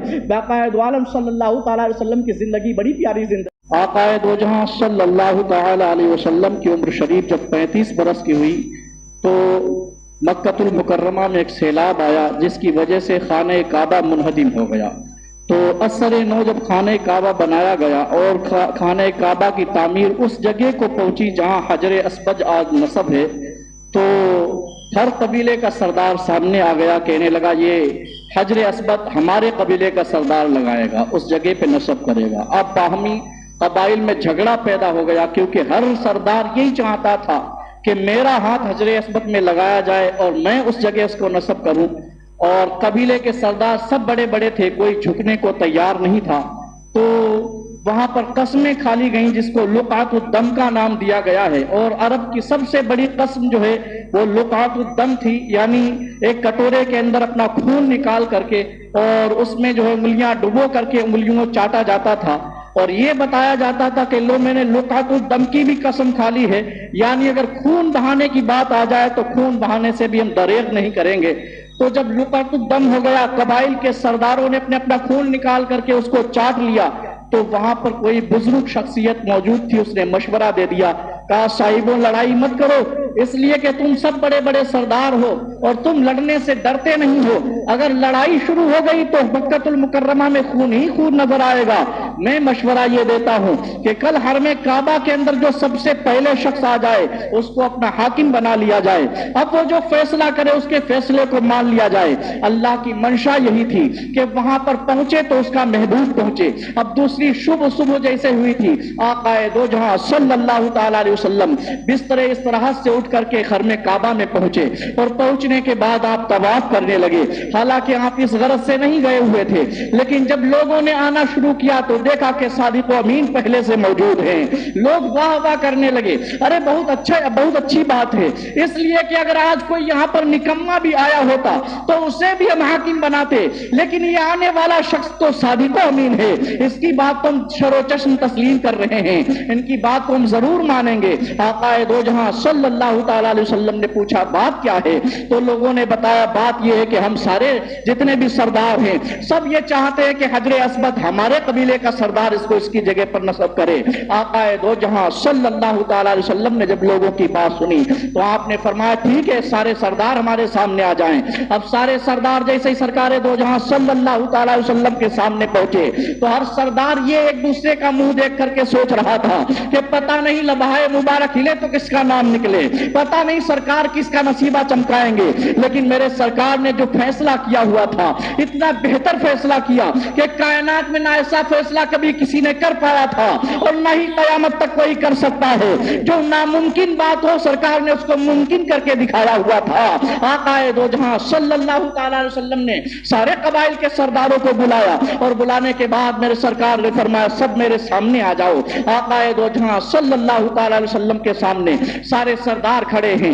آقا دو جہاں صلی اللہ تعالی علیہ وسلم نے اپنی چادر تطہیر کو اتارا اور اتارنے کے بعد اس کو بچھایا اور اس میں اپنے ہاتھوں سے حجر اسود کو رکھا اور اس کے بعد آپ نے ارشاد فرمایا سارے قبائل کے سردار میری چادر کو تھام لیں اور اسے تھامنے کے بعد اس کو اٹھائیں, اس جگہ تک اٹھائیں جہاں اس کو نصب کرنا ہے. اب سارے سردار اس چادر کو اٹھا رہے تھے اور سب کے چہروں پر مسکراہٹ تھی. آقا دو جہاں صلی اللہ تعالی علیہ وسلم نے جب وہ چادر اس جگہ کو پہنچ گئی جہاں حجر اسود کو نصب کرنا تھا, آقا دو جہاں صلی اللہ تعالی علیہ وسلم نے اپنے دست مبارک سے حجر اسود کو اٹھا کر کے اس کی جگہ نصب کر دیا. اب سارے قبائل کے لوگ خوش ہیں, ہر شخص یہی کہہ رہا ہے کہ ہمارے قبیلے کے سردار نے اس حجر اسود کو اس کی جگہ پہ پہنچایا ہوا ہے, تو کوئی یہ کہہ رہا ہے میرے قبیلے کے سردار نے اس کی جگہ پہ پہنچایا ہوا ہے. لوگ عش کرنے لگے اور یہ کہنے لگے جو فیصلہ صادق و امین نے کیا ہوا ہے یقیناً یہ فیصلہ کسی کے بس کی بات نہیں تھی. اتنا پیارا فیصلہ میرے آقا صلی اللہ تعالی علیہ وسلم نے کیا.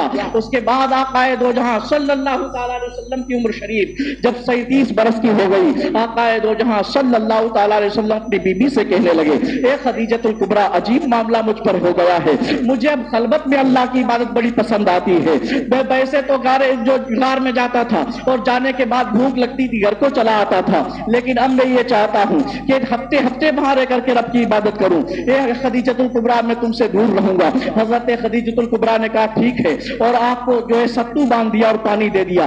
آقا دو جہاں صلی اللہ تعالی علیہ وسلم وہ ستو لے کر کے غار ہرا میں پہنچے ہیں. سرکار صلی اللہ تعالی علیہ وسلم شب و روز عبادت کر رہے ہیں, ہفتوں وہاں عبادت کرتے ہیں. جب بھوک لگتی ہے پانی ملا لیتے ہیں ستوں میں اور اس کو پی لیتے ہیں, پھر عبادت میں لگ جاتے ہیں, محو عبادت رہتے ہیں. آقا دو جہاں صلی اللہ تعالی علیہ وسلم کی عمر شریف جب 40 برس کی ہوئی تھی تو ایک دن ایسا بھی آیا کہ سرکار دو جہاں صلی اللہ تعالی علیہ وسلم محو عبادت تھے, جو ہے تسبیح و تحلیل اللہ کی بیان کر رہے تھے کہ وہیں پر اللہ کا مقرب فرشتہ حضرت جبریل علیہ الصلوۃ والتسلیم حاضر ہو گئے. یہ تو وہ فرشتہ ہے جس نے سارے نبیوں کی خدمت میں رب کا پیغام لائے ہوئے ہیں, لیکن یہ لائے اس لیے تھے سارے نبیوں کے بارگاہ میں پیغام اس لیے لایا کرتے تھے کہ کبھی تو وہ دن آئے گا جس دن رب کے محبوب کے پاس بھی مجھے بھیجا جائے گا, کیونکہ یہی وہ مقرب فرشتہ ہے. رب کے پیغام لانے والا فرشتہ یہی ہے. ہر نبی کے پاس اسی آج میں پیغام لایا گیا ہے کہ کسی دن تو رب کے محبوب کا دیدار ہوگا, اس کے پاس پیغام لے کے بھیجا جائے جائے گا. آج وہ ستارہ چمک گیا تھا, اس پر ستارہ تھا حضرت جبریل کا. آئے رب کے محبوب کے پاس میں اور کہنے لگے اقرا, آپ پڑھیے. آقا دو جہاں صلی اللہ تعالی علیہ وسلم نے ارشاد فرمایا ما انا بقاری, میں پڑھنے والا نہیں ہوں. آقا دو جہاں صلی اللہ تعالی علیہ وسلم نے جب یہ جواب دیا, حضرت جبریل نے پھر کہا اقرا, پڑھیے. آقا دو جہاں نے پھر وہی جواب دے دیا ما انا بقاری, میں پڑھنے والا نہیں ہوں. اب حضرت جبریل نے آپ کو دبوچا اور پھر چھوڑ کے کہا اقرا, پڑھیے. آپ نے پھر وہی جواب دیا. اس کے بعد میں حضرت جبریل نے آگے کہنا شروع کیا اقرا بسم ربک, اپنے رب کے نام سے پڑھیے. اب آقا دو جہاں صلی اللہ تعالی علیہ وسلم نے جب رب کا نام سنا تو 5 آیتیں پڑھی میرے سرکار صلی اللہ تعالی علیہ وسلم نے. اور اس کے بعد میرے سرکار صلی اللہ تعالی علیہ وسلم جب واپس گھر کو آئے تو آپ پر کپ کپی تاری تھی, کیونکہ ایک عجیب ثانیہ واقع ہوا تھا. 40 سالہ زندگی میں پہلا ایسا معاملہ تھا کہ آپ عبادت کر رہے تھے, وہاں کسی کا نام و نشان نہیں تھا, کوئی ملنے کو نہیں آتا تھا. لیکن آج جو آیا ہوا ہے بندہ وہ یہ کہہ رہا ہے کہ رب کے نام سے پڑھیے. اب آپ پر کپ کپی تاری تھی. آنے کے بعد کہا یا خدیجہ تو سنبھلونی سنبھلونی, اے خدیجۃ الکبریٰ مجھ کو کمبل اڑا دیجیے, کمبل اڑا دیجیے. حضرت خدیجۃ الکبریٰ نے کمبل اڑایا. سرکار صلی اللہ تعالی علیہ وسلم کہنے لگے مجھ پر کپ کپی تاری ہے, پتہ نہیں کیا بات ہو گئی ہے, آج میرے پاس ایسا کوئی بندہ آیا ہوا تھا. حضرت خدیجۃ الکبریٰ نے کہا آپ کو ڈرنے کی کوئی ضرورت نہیں ہے, اس لیے کہ آپ کوئی ایسے مشفق و مہربان ہیں, ایسے مشفق و مہربان ہیں کہ ہر بے سہاروں کے سہارا آپ نظر آ رہے ہیں, ہر انسان کی جھولی آپ بھر رہے ہیں. آپ کو خطرہ کس سے ہو سکتا ہے؟ آقا دو جہاں صلی اللہ تعالی علیہ وسلم کو لیا اور لینے کے بعد اپنے چچا کے پاس ورقہ بن نوفل کے پاس میں پہنچ گئیں اور کہا دیکھو تو صحیح ہمارے خاوند محترم کو کسی نے جادو کر دیا ہے کیا؟ حضرت جو ہے ورقہ بن نوفل پوچھنے لگے بات کیا ہے؟ سرکار دو جہاں صلی اللہ تعالی علیہ وسلم کہنے لگے کہ میں جیسے روزانہ محو عبادت رہتا تھا غار ہرا میں, لیکن آج عجیب ثانیہ پیش آیا کہ آنے والا آیا اور اس نے مجھ کو دبوچا اور کہا اقرا پڑھیے. میں نے کہا مائنا بقاری میں پڑھنے والا نہیں, لیکن جب اس نے کہا اقرا بسم ربک تو میں نے 5 آیتیں پڑھ دی ہوئی ہیں, مجھے بڑا ڈر سا محسوس ہوتا ہے. تو ورقہ بن نوفل کہنے لگے خوشخبری ہو آپ کو اللہ کے رسول ہیں اور آپ آخر نبی آخر الزماں بنا کے بھیجے گئے ہیں, آپ اللہ کے محبوب ہیں اور آپ جو ہے آپ کو ڈرنے کی کوئی ضرورت نہیں ہے. لیکن ہاں ایک وقت آپ کے اوپر ایسا ضرور آئے گا کہ آپ کی قوم آپ کو مکہ المکرمہ سے نکال دے گی. آپ پوچھنے لگے ایسا کیوں کیا جائے گا؟ تو ورقہ بن نوفل کہنے لگے ایسا اکثر نبیوں کے ساتھ ہوا ہے, مجھے ایسا لگتا ہے کہ آپ کو بھی مکہ المکرمہ سے نکالا جائے گا. آقا دو جہاں صلی اللہ تعالی علیہ وسلم جب وہاں سے واپس آئے اب آپ مشتاق رہنے لگے کہ کاش وہ فرشتہ پھر سے ہمارے پاس آ جائے, رب کا پیغام لے کر کے آئے. بہرحال آقا دو جہاں صلی اللہ تعالی علیہ وسلم اب جو ہے رب کے دین کی تبلیغ کرنا شروع کر دیے. سب سے پہلے ایمان لانے والی عورتوں میں حضرت خدیجہ الکبریٰ ہیں, انہوں نے آقا دو جہاں صلی اللہ تعالی علیہ وسلم کو نبی تسلیم کیا. اور اس کے بعد جو لڑکوں میں سب سے پہلے کوئی ایمان لایا ہے وہ حضرت علی رضی اللہ تعالیٰ عنہ ہیں. حضرت علی نے دیکھا تھا کہ سرکار دو جہاں صلی اللہ تعالی علیہ وسلم اور ان کی پیاری بی بی حضرت خدیجہ الکبریٰ جو ہے وہ عبادت کر رہے ہیں. پڑوس میں آئے علی اور کہنے لگے رات کا معاملہ تھا, چھپ کے عبادت ہو رہی تھی. حضرت علی پوچھنے لگے کہ آپ یہ کیا کر رہے ہو؟ آقا دو جہاں نے فرمایا کہ میں رب کی عبادت کرتا ہوں. رب کی عبادت کر رہے ہو؟ رب کی عبادت ایسے کی جاتی ہے؟ ہاں یہ اسی خالق و مالک کی عبادت ہے جس نے ہم کو بھی پیدا کیا ہے, تم کو بھی پیدا کیا ہے. اے علی تم بھی عبادت کیا کرو, اسی رب کو مانا کرو. حضرت علی کہنے لگے بات تو صحیح ہے لیکن میں اپنے باپ سے پوچھ کر کے بتاتا ہوں. آقا دو جہاں نے فرمایا کہ چاہے تم میرا دین اختیار کرو نہ کرو لیکن باپ سے نہیں پوچھنا ہے, اس لیے کہ باپ کو اس وقت دبایا جا رہا تھا, چپ کے تبلیغ ہو رہی تھی. لیکن رات جب گئے حضرت علی اپنے بستر پہ تو کہتے ہیں رات بھر نیند نہیں آئی. سرکار دو جہاں کو جو عبادت کر کے دیکھ کر کے آئے تھے وہ عبادت کھٹک رہی تھی. کاش کہ اس رب کی عبادت کی جائے جس نے ہم سب کو پیدا کیا ہوا ہے. حضرت علی صبح آئے, آقا دو جہاں کے ہاتھ میں ہاتھ رکھا, سرکار میں بھی وہی عبادت کرنا چاہتا ہوں. آقا دو جہاں کا کلمہ پڑھ لیا اور مذہب اسلام میں داخل ہو گئے. یہ سب سے پہلے بندے ہیں لڑکوں میں جنہوں نے اسلام کو قبول کیا ہوا ہے. اور ادھر جو ہے حضرت ابو بکر بن قحافہ یہ ملک شام گئے ہوئے ہیں تجارت کی غرض سے, اور وہاں پہنچنے کے بعد میں رات کا جب معاملہ پیش آیا سوچا رات میں سیرا کے اندر آ گئے ہیں اور یہاں ہم اپنے سامان کو کہاں چھپا دیں گے. جاؤ اپنے غلام سے کہا یہ سامنے گرجا گھر بنا ہوا ہے اور یہاں جا کر کے پادری سے پوچھ لو کہ ہمارا سامان جو ہے صحیح و سلامتی کے ساتھ اپنے گرجا گھر میں رکھ لے. اب جب غلام پہنچا ہے اور اس نے جا کر کے کہا اے پادری میں اپنا سامان رکھنا چاہتا ہوں. کون ہو تم؟ کہا میں ابو بکر بن قحافہ کا جو ہے غلام ہوں. اتنی بات سنی کہا ابو بکر بن قحافہ کیا مکہ المکرمہ میں رہنے والے ہاں ہاں وہ مکہ المکرمہ میں رہتے ہیں، تم ان کے غلام ہو جاؤ، ان کو بلا کر کے لے آؤ۔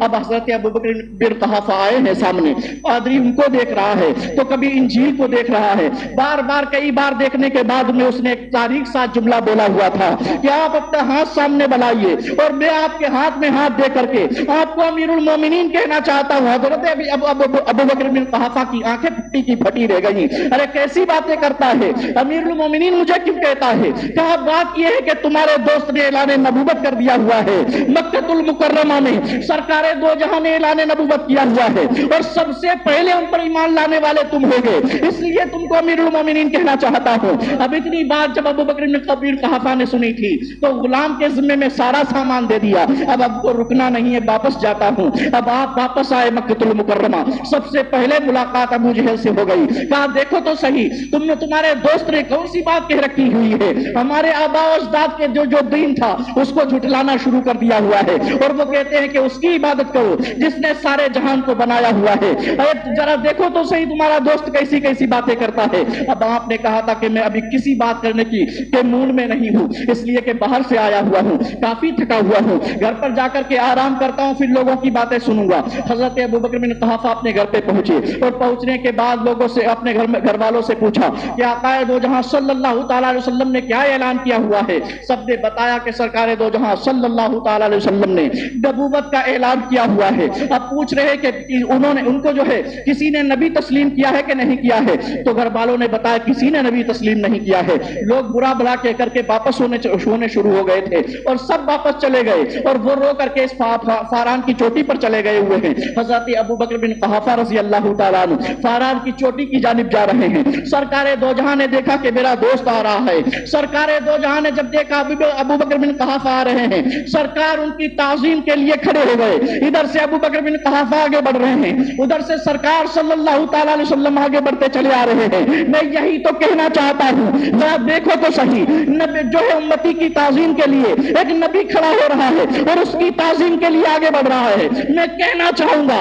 یہ کیسے بدبخت لوگ دنیا کے اندر پیدا ہو گئے جو یہ بات کہا کرتے ہیں کہ نبی آخر الزمان کے لیے کھڑے ہو کر کے صلاۃ و سلام کہنا شرک و بدعت ہے۔ میں کہنا چاہوں گا کہ اگر نبی کسی امتی کے لیے کھڑا ہو جائے تو شرک و بدعت نہیں ہوتا ہے، تو امتی جو ہے نبی کے لیے کھڑا ہو جائے کیسے شرک و بدعت ہو سکتا ہے؟ ہرگز شرک و بدعت نہیں ہے، بلکہ یوں کہیے کہ آقا دو جہاں صلی اللہ تعالی علیہ وسلم کی تعظیم کے لیے کھڑا ہونا یہ جو ہے کوئی شرک و بدعت نہیں ہے، بلکہ سنت صدیق اکبر رضی اللہ تعالیٰ عنہ ہے۔ صدیق اکبر کھڑے کھڑے سرکار کے سامنے پہنچ رہے ہیں اور میرے سرکار ان کے قریب آئے اور کہا کہ اے ابوبکر بن قحافہ تم مجھ پر ایمان نہیں لاتے ہو؟ کہا ایمان ضرور لاؤں گا، لیکن نبی وہ ہوتا ہے جو غیب کی باتیں جس کے پاس غیب کا علم ہوتا ہے۔ میرے سرکار کوئی ایسی بات بتا دی جو ہمارے دل کے اندر صرف اور کوئی نہ جانتا ہو۔ میرے سرکار صلی اللہ تعالی علیہ وسلم نے مسکرا کے فرمایا اے ابوبکر بن قحافہ کیا تمہارے لیے وہ ملک شام کی بات جو راہب نے تم سے کہی ہوئی ہے کیا وہ تمہارے لیے کافی نہیں ہے؟ اتنی بات سننی تھی ابوبکر بن قحافہ رونے لگے اور آپ کے قدموں میں گر کے کہہ رہے تھے سرکار آپ کو کوئی نبی تسلیم کرے نہ کرے مگر ابوبکر بن قحافہ آپ کے قدموں پہ نثار ہو رہا ہے، سرکار اس کو کلمہ پڑھائیے اور اسلام کے اندر داخل کر لیجئے۔ سرکار دو جہاں صلی اللہ تعالی علیہ وسلم نے سب سے پہلے کلمہ جو ہے وہ لوگ بڑے بڑے لوگوں میں حضرت ابوبکر بن قحافہ کو پڑھایا ہوا ہے۔ اب سرکار صلی اللہ تعالی علیہ وسلم ایسے ہی جو ہے جب آپ کی عمر شریف جو ہے 43 برس کی ہوئی تو 39 لوگ آپ کے زمرے میں آ چکے تھے، بس اب اسلام کے دامن میں 39 لوگ آئے ہوئے تھے اور 39 شخص آپ کے چچا حضرت امیر حمزہ رضی اللہ تعالیٰ عنہ تھے۔ ان کے ایمان لانے کا بھی واقعہ بڑا دلچسپ ہے۔ آپ جو ہے آئے اور آپ کو آپ کے گھر والوں نے بتایا کہ ذرا دیکھو تو صحیح آپ جیسا شجاعت و بہادر انسان اس کے بھتیجے کو ابو جہل مار کے گیا ہوا ہے اور سرکار صلی اللہ تعالیٰ علیہ وسلم کو لہو لہان کر دیا ہوا ہے۔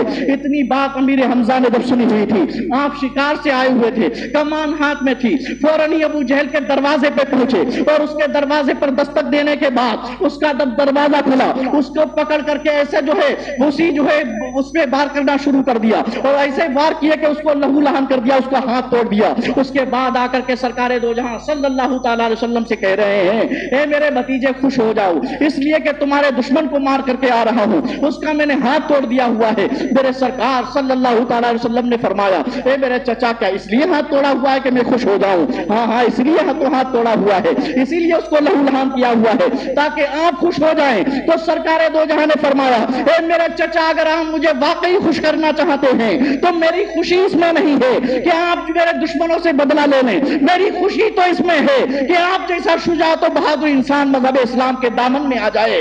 اتنی بات جب آپ نے کہی تھی تو حضرت امیر حمزہ آگے بڑھے، کہا مجھ کو کلمہ پڑھائیے، مذہب اسلام میں داخل کر لیجئے۔ اور یہ 39ویں شخص ہیں اور 43 سالہ زندگی میرے سرکار صلی اللہ تعالی علیہ وسلم کی ہے۔ 40واں شخص وہ ہے جس کو شجاعت و بہادری کا علمبردار کہا جاتا ہے، جس کا ڈنکا پورے عرب میں بجا کرتا تھا، حضرت عمر بن خطاب رضی اللہ تعالیٰ عنہ۔ یہ اس غرض سے نکلے ہوئے ہیں جب دارالندوہ میں میٹنگ ہوئی بانی اسلام کا خاتمہ کر دیا جائے تو سب سے پہلے آگے نکلنے والے شخص حضرت عمر بن خطاب رضی اللہ تعالیٰ عنہ ہیں۔ ننگی تلوار لے کر کے چل رہے ہیں، بانی اسلام کا خاتمہ کرنے جا رہے ہیں تو وہیں پر خباب رضی اللہ تعالیٰ عنہ سے ملاقات ہوئی۔ کہاں جا رہے ہو؟ بانی اسلام کا خاتمہ کرنا ہے۔ اتنی بات سنی تھی، مسکرا کے کہنے لگے ارے بانی اسلام کا خاتمہ تو بعد میں کرنا، پہلے اپنے گھر کی تو خبر لے لو، تمہاری بہن تو خود ہی ان کے دامن میں آ چکی ہے، مذہب اسلام کے دامن میں جو ہے وہ سمو چکی ہے۔ اتنی بات سنی تھی تو غصے کا عالم نہ رہا، فوراً ہی گھر پہ پہنچے اپنی بہن کے اور دروازہ کھٹکھٹایا تو وہ لوگ قرآن شریف کی تلاوت کر رہے تھے اور جو ہے اس استاد صاحب سے قرآن کریم سیکھ رہے تھے تو فوراً ہی قرآن کو چھپایا گیا۔ بھائی جان آ رہے ہیں، بڑے غصے میں نظر آتے ہیں، پتہ نہیں کوئی بیدبی بھی کر سکتے ہیں۔ جب اندر آئے دروازہ کھولا گیا، کیا پڑھ رہے تھے؟ کہا کچھ نہیں پڑھ رہے تھے۔ کہا میں نے سنا ہے تم نے مذہب اسلام کے دامن کو تھام لیا ہوا ہے۔ تو جو ہے آپ کی بہن کہنے لگی ہاں ہاں میں نے اسلام کے دامن کو تھام لیا ہوا ہے، ہم آقا دو جہاں صلی اللہ تعالی علیہ وسلم پر ایمان لے آئے ہوئے ہیں۔ اتنی بات سنی تھی تو آپ اپنے جو ہے بہنوئی کو مارنا شروع کر دیے۔ جب بہن نے بچانا چاہا تو حضرت عمر بن خطاب نے ایک تھپڑ رسید کیا، جیسے تھپڑ رسید کیا تو بہن کے ناک سے خون بہنا شروع ہو گیا۔ تو بہن تو کس کی بہن تھی؟ عمر بن خطاب کی بہن تھی، وہ بھی کیسے دب سکتی تھی؟ کہا بھائی تم سوچ لو، جو خون ہماری رگوں میں ہے وہی خون تمہاری رگوں میں بھی دوڑ رہا ہے، میں کبھی دبنے والی نہیں ہوں، یاد رکھو یہ تو تھوڑا سا خون نکل رہا ہے، اگر جسم کے قطرہ قطرہ میرا بہ جائے مگر پھر بھی میں اس جو ہے دین سے باز نہیں آؤں گی، اس سے منہ نہیں پھیروں گی۔ اب جب اتنی بات سنی ہوئی تھی تو آپ کا دل پگھل گیا، اور پگھلتا کیوں نہ، آقا دو جہاں صلی اللہ تعالی علیہ وسلم نے اسی شب میں دعا کی ہوئی تھی کہ اللہ تبارک و تعالی اپنے جو ہے اپنے دین کو مضبوط کرنے کے لیے عمر بن خطاب سے دین کو مضبوط کر دے۔ آقا دو جہاں نے جب یہ دعا کی ہو تو کیسے نہیں دل عمر پسیج سکتا ہے، وہ نرم ہو گیا۔ کہا ذرا بتاؤ تو صحیح کون سی کتاب پڑھتے تھے؟ کہا وہ قرآن کریم ہے، اللہ کی مقدس کتاب ہے، ایسے نہیں چھو جا سکتی ہے جب تک کہ اس سے غسل نہ کر لیا جائے۔ جب آپ نے غسل کیا قرآن کریم کو پیش کیا گیا، اب جب آپ نے قرآن کریم کو پڑھا تو اس میں یہ آیت کریمہ تھی کہ اسی رب کی عبادت کیجئے جس نے تم کو پیدا کیا ہوا ہے۔ جب آپ نے یہ آیت کریمہ پڑھی تو رونے لگے، کہا میں نہ جانے کہاں سے کہاں کھو گیا تھا، ارے ہمیں تو اس کی عبادت کرنا چاہیے جس نے سب کو پیدا کیا ہوا ہے، چلو نبی آخر الزمان کے پاس لے کر کے چلو۔ اب حضرت عمر رضی اللہ تعالیٰ عنہ اور ساتھ میں وہ خباب رضی اللہ تعالیٰ عنہ جو چھپے بیٹھے تھے وہ بھی باہر آ گئے، کہنے لگے میرے آقا صلی اللہ تعالیٰ علیہ وسلم کی دعا کو استجاب بخشا گیا ہے، قبول ہو گئی ہے رب کی بارگاہ میں۔ تبھی تو ہمارا امام پکار اٹھا کہ اجابت کا صحرا عنایت کا جوڑا، دلہن بن کے نکلی دعائے محمد، آقا دو جہاں صلی اللہ تعالیٰ علیہ وسلم کے لبہائے مبارک دعا کریں، کیسے قبول نہیں ہو سکتی ہے؟ سرکار دو جہاں صلی اللہ تعالیٰ علیہ وسلم دار ارقم میں موجود ہیں اور حضرت عمر رضی اللہ تعالیٰ عنہ دار ارقم کی جانب جا رہے ہیں۔ حضرت امیر حمزہ نے جب جو ہے دروازے کے جو درازے رہتی ہیں ان سے جھانک کر کے دیکھا کہ عمر بن خطاب آ رہے ہیں اور جو ان کے ساتھ میں تلوار ہے وہ بھی برہنہ ہے، تو آپ نے اپنی تلوار کو کھینچ لیا اور کہا میرے سرکار صلی اللہ تعالیٰ علیہ وسلم آپ پیچھے آ جائیے، میں دروازے پہ کھڑا ہوتا ہوں، اگر عمر بن خطاب صحیح نیت سے آ رہے ہیں تب تو ان کی خیر ہے ورنہ انہی کی تلوار سے ان کی گردن اڑا دیں گے۔ میرے سرکار نے فرمایا نہیں نہیں، عمر بن خطاب کسی غلط نظریے سے نہیں آ رہے ہیں، دروازے کے پاس مجھے رہنے دو۔ اب سب سے پہلے جب عمر بن خطاب نے دروازہ کھٹکھٹایا میرے سرکار نے کنڈی کھولی، نگاہ نبوت اٹھی تو گئی کس کے اوپر ہے؟ جو عمر بن خطاب رضی اللہ تعالیٰ عنہ سامنے کھڑے ہیں، مراد مصطفیٰ بن کر کے سامنے کھڑے ہیں۔ میرے سرکار صلی اللہ تعالیٰ علیہ وسلم نے فرمایا اے عمر کب تک زمین میں فساد مچاتے رہو گے؟ کیا اسلام کے دامن میں نہیں آؤ گے. اتنی بات میرے سرکار نے کہی تو حضرت عمر کی چشمان مبارکہ بھی کہی اور کہا ہے میرے سرکار میں آپ کے قدموں پہ نثار ہونے کے لیے آیا ہوں. سرکار اسلام کا کلمہ پڑھائیے, مذہب اسلام میں داخل کر لیجئے. اتنی بات عمر بن خطاب کے منہ سے نکلی تھی.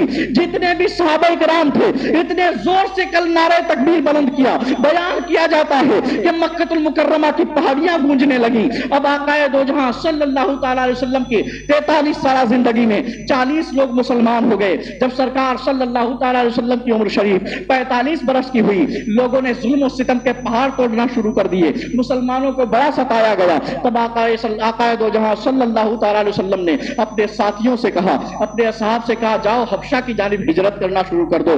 لوگوں نے ہجرت کرنا شروع کر دی. جب سرکار صلی اللہ تعالی علیہ وسلم کی عمر شریف 47 برس کی ہوئی تو لوگ آئے اور آنے کے بعد ابو طالب سے یہ کہنا شروع کیا کہ اپنے بھتیجے کو منع کر دو اور اپنے بھتیجے سے پوچھ لو آخر بات کیا ہے جو ہمارے دین کو جھٹلاتے چلے جا رہے ہیں. ان سے کہہ دو کہ اگر یہ مکہ کی کسی حسینہ سے شادی کرنا چاہتے ہو تو ان کی حسینہ سے شادی کرا دیں گے, اور اگر یہ چاہتے ہو کہ مال و دولت ان کے پاس پہنچ جائے تو انہیں کئی صوبوں کی حکمرانی دے دیں گے.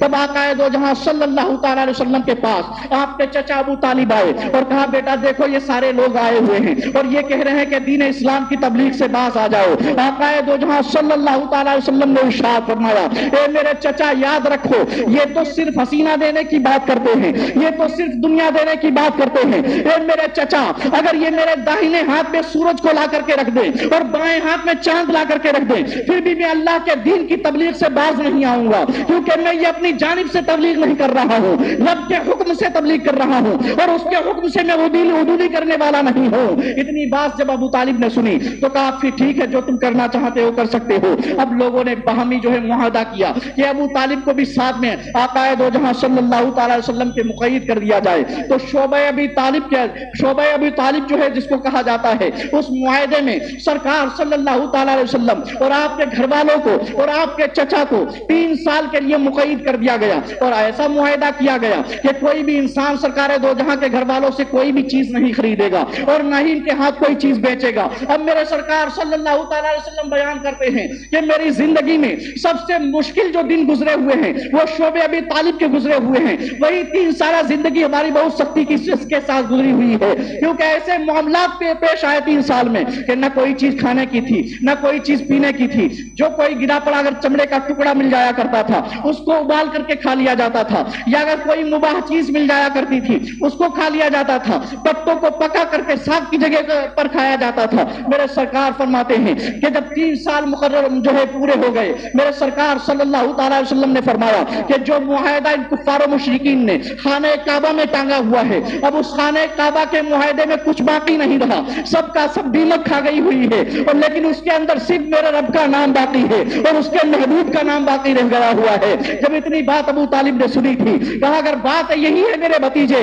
تو میں جا کر کے لوگوں کو بتاتا ہوں. جا کر کے بتایا, اے لوگوں تم نے جو معاہدہ خانہ کعبہ میں نصب کیا ہوا ہے اس معاہدے میں کوئی چیز باقی نہیں رہ گئی ہے, سارا کا سارا دیمک کھا گئی ہے. میرا بھتیجا یہ بتا رہا ہے کہ اس میں اللہ کا نام باقی ہے اور اس کے محبوب کا نام باقی ہے. اتنی بات کفاران قریش نے جب سنی تھی کہا اگر بات یہی ہے تو میں تمہارے جو ہے اس معاہدے کو ختم کر دوں گا. تو جا کر کے اس معاہدے کو پھاڑ کر کے دیکھا تو سارا دیمک کھائی ہوئی تھی, اس میں نام اللہ کا باقی تھا اور اس کے رسول اللہ کا باقی تھا. آقا دو جہاں صلی اللہ تعالی علیہ وسلم کا معاہدہ ختم کر دیا گیا. سرکار دو جہاں صلی اللہ تعالی علیہ وسلم کی عمر شریف جب 50 برس کی ہوئی تو اس سال جو ہے ابو طالب کا بھی انتقال ہو گیا اور آپ کی پیاری بی بی جو ہر وقت آپ کا ساتھ دیتی تھی حضرت خدیجۃ الکبریٰ کا بھی انتقال ہو گیا. سرکار صلی اللہ تعالی علیہ وسلم نے اس سال کا نام عام الحزن رکھ دیا, یعنی غموں کا سال اس کو جو ہے نام دے دیا. سرکار صلی اللہ تعالی علیہ وسلم ہمیشہ غمگین رہتے. اللہ تبارک و تعالی نے اپنے محبوب کو خوشی عطا کرنے کے لیے اس جو ہے مرتبے سے سرفراز کر دیا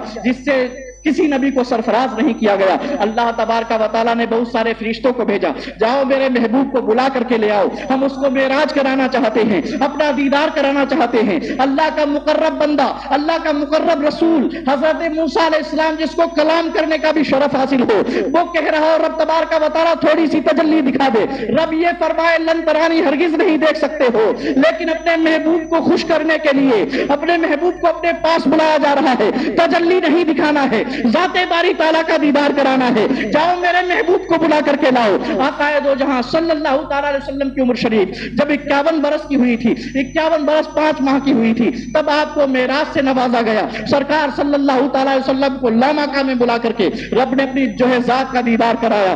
آقا دو جہاں صلی اللہ تعالیٰ علیہ وسلم کی عمر بڑھتی چلی گئی، اور سرکار صلی اللہ تعالیٰ علیہ وسلم کی عمر شریف جب 54 برس کی ہوئی تھی، آقا دو جہاں صلی اللہ تعالیٰ علیہ وسلم رب کے حکم سے مکہ المکرمہ سے مدینہ کی جانب ہجرت کر گئے، اور جب سرکار صلی اللہ تعالیٰ علیہ وسلم کی عمر شریف 55 برس کی ہوئی تو جنگ بدر رونما ہوئی۔ جب آقا دو جہاں صلی اللہ تعالیٰ علیہ وسلم کی عمر شریف 56 برس کی ہوئی تو جو ہے جنگ احد رونما ہوئی۔ جب سرکار صلی اللہ تعالیٰ علیہ وسلم کی عمر شریف 57 برس کی ہوئی تو جنگ خندق رونما ہوئی تھی، اور جب سرکار صلی اللہ تعالیٰ علیہ وسلم کی جو ہے عمر شریف 59 برس کی ہوئی تھی تو صلح حدیبیہ کا معاملہ پیش آیا تھا۔ سرکار صلی اللہ تعالیٰ علیہ وسلم صلح حدیبیہ میں آپ جو ہے سائن کر رہے تھے کفاران قریش کے اس معاہدے کے اوپر کہ کوئی بھی انسان جو مکہ المکرمہ سے مدینہ کی جانب جائے گا اس کو قید نہیں کیا جائے گا، اس کو واپس کرنا پڑے گا، لیکن جو ہے مدینہ سے مکہ کی جانب آئے گا اس کو قید کر لیا جائے گا۔ میرے سرکار صلی اللہ تعالیٰ علیہ وسلم نے اس پر سائن کر دیے۔ حضرت عمر بن خطاب کہنے لگے میرے سرکار صلی اللہ تعالیٰ علیہ وسلم یہ کیسے سائن ہیں،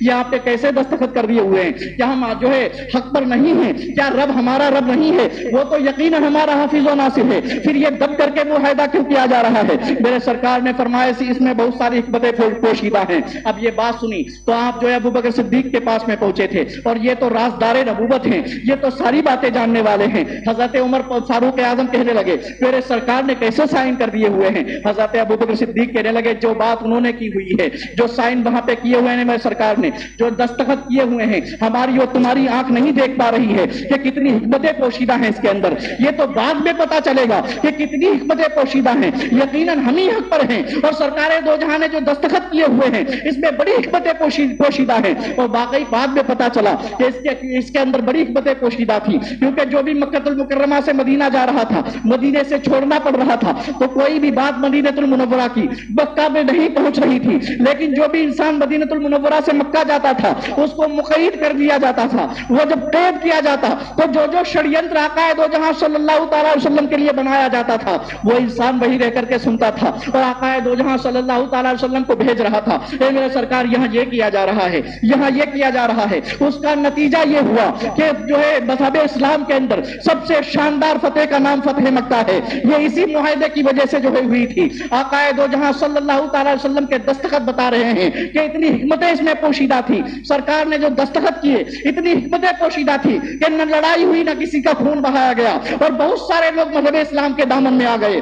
آقا دو جہاں صلی اللہ تعالیٰ علیہ وسلم کی عمر شریف بڑھتی گئی، اور سرکار صلی اللہ تعالیٰ علیہ وسلم کی عمر شریف جب جو ہے 63 برس کی ہوئی تو میرے سرکار صلی اللہ تعالیٰ علیہ وسلم پر علالت کا غلبہ طاری ہو گیا۔ میرے سرکار صلی اللہ تعالیٰ علیہ وسلم بیمار پڑ گئے، اور دروازے پر آ کر کے دستک دے دی کسی نے۔ حضرت فاطمہ الزہرا قریب بیٹھی ہوئی ہیں، کہنے لگی اے ملنے والے واپس چلے جاؤ، اس لیے کہ میرے بابا جان کی طبیعت صحیح نہیں ہے۔ لیکن تھوڑی دیر کے بعد میں پھر دستک ہو گئی، پھر آپ نے کہا کہ جاؤ واپس چلے جاؤ، سرکار دو جہاں ملنے والے نہیں ہیں، اس لیے کہ طبیعت زیادہ علیل ہے، زیادہ خراب ہے۔ لیکن پھر تیسری مرتبہ جب دستک کی گئی حضرت فاطمہ پھر کہنا چاہتی تھی، میرے سرکار نے فرمایا بیٹی جاؤ دروازے کو کھول دو، آنے والا جو ہے وہ کوئی انسان نہیں ہے بلکہ اللہ کا مقرب فرشتہ آیا ہوا ہے، ملک الموت آ گئے ہوئے ہیں۔ اتنی بات سنی کہ حضرت فاطمہ الزہرا نے دروازہ کھولا، سرکار صلی اللہ تعالیٰ علیہ وسلم پر علالت طاری ہے، میرے سرکار قریب میں پانی رکھا ہوا ہے، اس کو اپنے جو ہے چہرے پر مل رہے ہیں، اور آپ جو ہے حضرت عائشہ رضی اللہ تعالیٰ عنہ اپنے گود میں لیے بیٹھی ہیں سرکار دو عالم صلی اللہ تعالیٰ علیہ وسلم کو۔ سرکار صلی اللہ تعالیٰ علیہ وسلم سے آ کر کے حضرت اسرائیل جو ہے وہ یہ چاہ رہے ہیں اے میرے سرکار صلی اللہ تعالیٰ علیہ وسلم میں آج اپنی جو ہے اپنی طرف سے آپ کی روح نہیں قبض کر سکتا ہوں، بلکہ رب کا حکم تو یہ ہوا ہے میرا محبوب چاہے تب اس کی جو ہے روح قبض کی جائے۔ میں یہ پوچھنا چاہتا ہوں رب تبارک و تعالیٰ کا قانون یہ ہے روح قبض کرنے کے لیے کہ لا یستاخرون ساعۃ ولا یستقدمون، کہ جو روح قبض کی جاتی ہے، جو انسان کی موت آیا کرتی ہے نہ ایک لمحہ پہلے آیا کرتی ہے نہ ایک لمحہ بعد میں آیا کرتی ہے۔ میں پوچھنا چاہتا ہوں ملک الموت کیا وقت سے پہلے آ گئے ہوئے تھے؟ نہیں، وقت پر آئے ہوئے تھے، لیکن اجازت طلب کی جا رہی ہے تو اس میں دیری ہوئی کہ نہیں ہوئی ہے؟ یقیناً دیری ہوئی ہے، لیکن بتایا یہ گیا ہے قانون سب کے لیے ہو سکتا ہے مگر رب کا جو محبوب ہو اس کے لیے یہ ہوتا ہے کہ رب کا محبوب جو چاہے گا وہ ہوگا۔ آقا دو جہاں صلی اللہ تعالیٰ علیہ وسلم نے ایک جگہ یہ ارشاد فرمایا ہوا تھا کہ آج سے تم پر حج فرض ہوا ہے. تو کسی صحابی نے پوچھا تھا میرے سرکار کیا زندگی میں ہر سال حج فرض ہوگا؟ میرے سرکار کچھ نہیں بولے. بعد میں آپ نے ارشاد فرمایا رب کا حکم تو یہ نازل ہوا تھا کہ زندگی میں ایک بار حج فرض ہے، لیکن میں اگر ہاں کہہ دیتا تو ہر سال ہی حج فرض ہو جاتا. پتہ یہ چلا کہ رب تبارک و تعالیٰ کا محبوب جو ہے وہ کوئی محتاج و مجبور نہیں ہے. یہ تو نالائق لوگ ہیں جو یہ باتیں کہا کرتے ہیں کہ جس کا نام محمد یا علی ہے وہ کسی چیز کا مالک و مختار نہیں ہے. لیکن سنیوں سے پوچھو کہ رب کا محبوب تو ایسا مالک و مختار ہے کہ جو رب کا قانون بن کے آئے کہ ایک بھی لمحہ جو پہلے نہیں موت آتی ہے نہ بعد میں آتی ہے، لیکن رب کے محبوب ایسے ہوا کرتے ہیں، ایسے جو ہے مالک و مختار بنائے جاتے ہیں کہ ایسے قانون کے سامنے بھی انہیں کی مالک و مختاری چلا کرتی ہے. رب کا محبوب محتاج و مجبور نہیں ہے، بلکہ خالق و مالک نے انہیں مالک و مختار بنا کر کے بھیجا ہوا ہے. کیا خالق کے کل نے آپ کو مالک کے کل بنا دیا؟ دونوں جہاں ہیں آپ کے قبضہ و اختیار میں. اب آقا دو جہاں صلی اللہ تعالی علیہ وسلم نے پوچھا اے اسرائیل ذرا یہ تو بتاؤ یہ جو ہے روح ہماری جو قبض ہونے جا رہی ہے بڑی سختیاں محسوس ہوتی ہیں، کیا امت پر بھی ایسی سختی پڑے گی؟ حضرت اسرائیل کہنے لگے ہاں میرے سرکار اتنی سختیاں ہوں گی. میرے سرکار رونے لگے اور پھر میرے سرکار صلی اللہ تعالی علیہ وسلم نے ایک تاریخ ساتھ جملہ دیا ہوا تھا. سوچو تو صحیح کیسا مشفق و مہربان اللہ نے نبی ہم کو دیا ہوا ہے. آقا دو جہاں صلی اللہ تعالی علیہ وسلم نے فرمایا اے اسرائیل یاد رکھو میں اس وقت تک اپنی روح قبض کرنے کی اجازت نہیں دیتا جب تک کہ ساری امت کی سختیاں مجھ پر نہ ڈال دی جائیں. میرے سرکار صلی اللہ تعالی علیہ وسلم نے جب یہ بات کہی تھی تو حضرت اسرائیل کی بھی آنکھیں بھیگ گئیں اور رب کی جانب سے حکم آ گیا کہ جاؤ میرے محبوب کو مزدے جافزہ سنا دو کہ تمہارے جو ہے چاہنے والوں کی ایسے روح قبض کی جائے گی جیسی ماں جب جو ہے آٹے کے اندر کوئی بال پڑ جاتا ہے اس کو نکال لیتی ہے. آقا دو جہاں صلی اللہ تعالی علیہ وسلم نے اجازت دے دی. اب سرکار دو جہاں صلی اللہ تعالی علیہ وسلم کی روح قبض سے انسری سے پرواز کر گئی. پھر سرکار صلی اللہ تعالی علیہ وسلم کو غسل دیا گیا اور قبر انور کے اندر اتارا گیا. مختصراً بیان کر رہا ہوں. حضرت علی رضی اللہ تعالیٰ عنہ آپ کو اتارنے والے ہیں، حضرت عباس ہیں، حضرت قسم بن عباس ہیں. اب جو ہے حضرت علی باہر آ گئے، حضرت عباس باہر آ گئے. قسم بن عباس کا یہ بیان ہے کہ میں سب سے آخر میں باہر آنا چاہتا تھا. میں نے دیکھا کہ سرکار صلی اللہ تعالیٰ علیہ وسلم کے لبہائے مبارک ہل رہے ہیں اور سرکار کچھ کہنا چاہتے ہیں، تو میں نے اپنے کانوں کو سرکار دو عالم صلی اللہ تعالیٰ علیہ وسلم کے لبہائے مبارک پر رکھا. میرے سرکار صلی اللہ تعالیٰ علیہ وسلم کو میں سوچنا چاہتا تھا کہ سرکار کیا کہنا چاہتے ہیں. جیسے میرے کان سرکار دو عالم صلی اللہ تعالیٰ علیہ وسلم کے لبہائے مبارک پر پہنچے تو سرکار صلی اللہ تعالیٰ علیہ وسلم قبر انور کے بھی اندر اپنی امت کو یاد کر رہے تھے اور رب حبلی امتی کی صدائیں لگا رہے تھے. ذرا سوچو تو صحیح کیسا مشفق و مہربان نبی اللہ نے نوازا ہوا ہے جو پیدا ہو تو انگلی اٹھا کر کے رب کی بارگاہ میں یہی کہے رب حبلی امتی، اور جب اس پر آیت نازل ہو وَإِن مِّنكُمْ إِلَّا وَارِدُهَا کہ کوئی بھی انسان ایسا نہیں ہے جس کو پل صراط سے گزرنا نہ ہو. آقا دو جہاں صلی اللہ تعالیٰ علیہ وسلم ہم گناہگاران امت کے بھی وجہ سے جبل طلا کی کھو میں جا کر کے نکیلا پتھروں پر سجدہ کر رہے ہیں اور رب حبلی امتی کی صدائیں لگا رہے ہیں. قبر انور میں پہنچ کر کے اس میں بھی آپ کو چین نہیں ہے، اپنی امت کی وجہ سے رب حبلی امتی کی صدائیں لگا رہے ہیں. تو ذرا سوچو تو صحیح جو نبی پیدا ہو تو امت کو یاد کرے، آیت نازل ہو تو امت کو یاد کرے، قبر انور میں جائے تو امت کو یاد کرے. تو امتیوں پر لازم و ضروری بنتا ہے کہ اٹھتے بیٹھتے اپنے نبی کو یاد کریں، سوتے جاگتے نبی کو یاد کریں، رفتار و گفتار میں نبی کو یاد کریں، نشست و برخاست میں نبی کو یاد کریں. میرا امام پکار اٹھا کہ جو نہ بھولا ہم غریبوں کو رضا، ارے جو نہ بھولا ہم غریبوں کو رضا، یاد اس کی اپنی عادت کیجئے.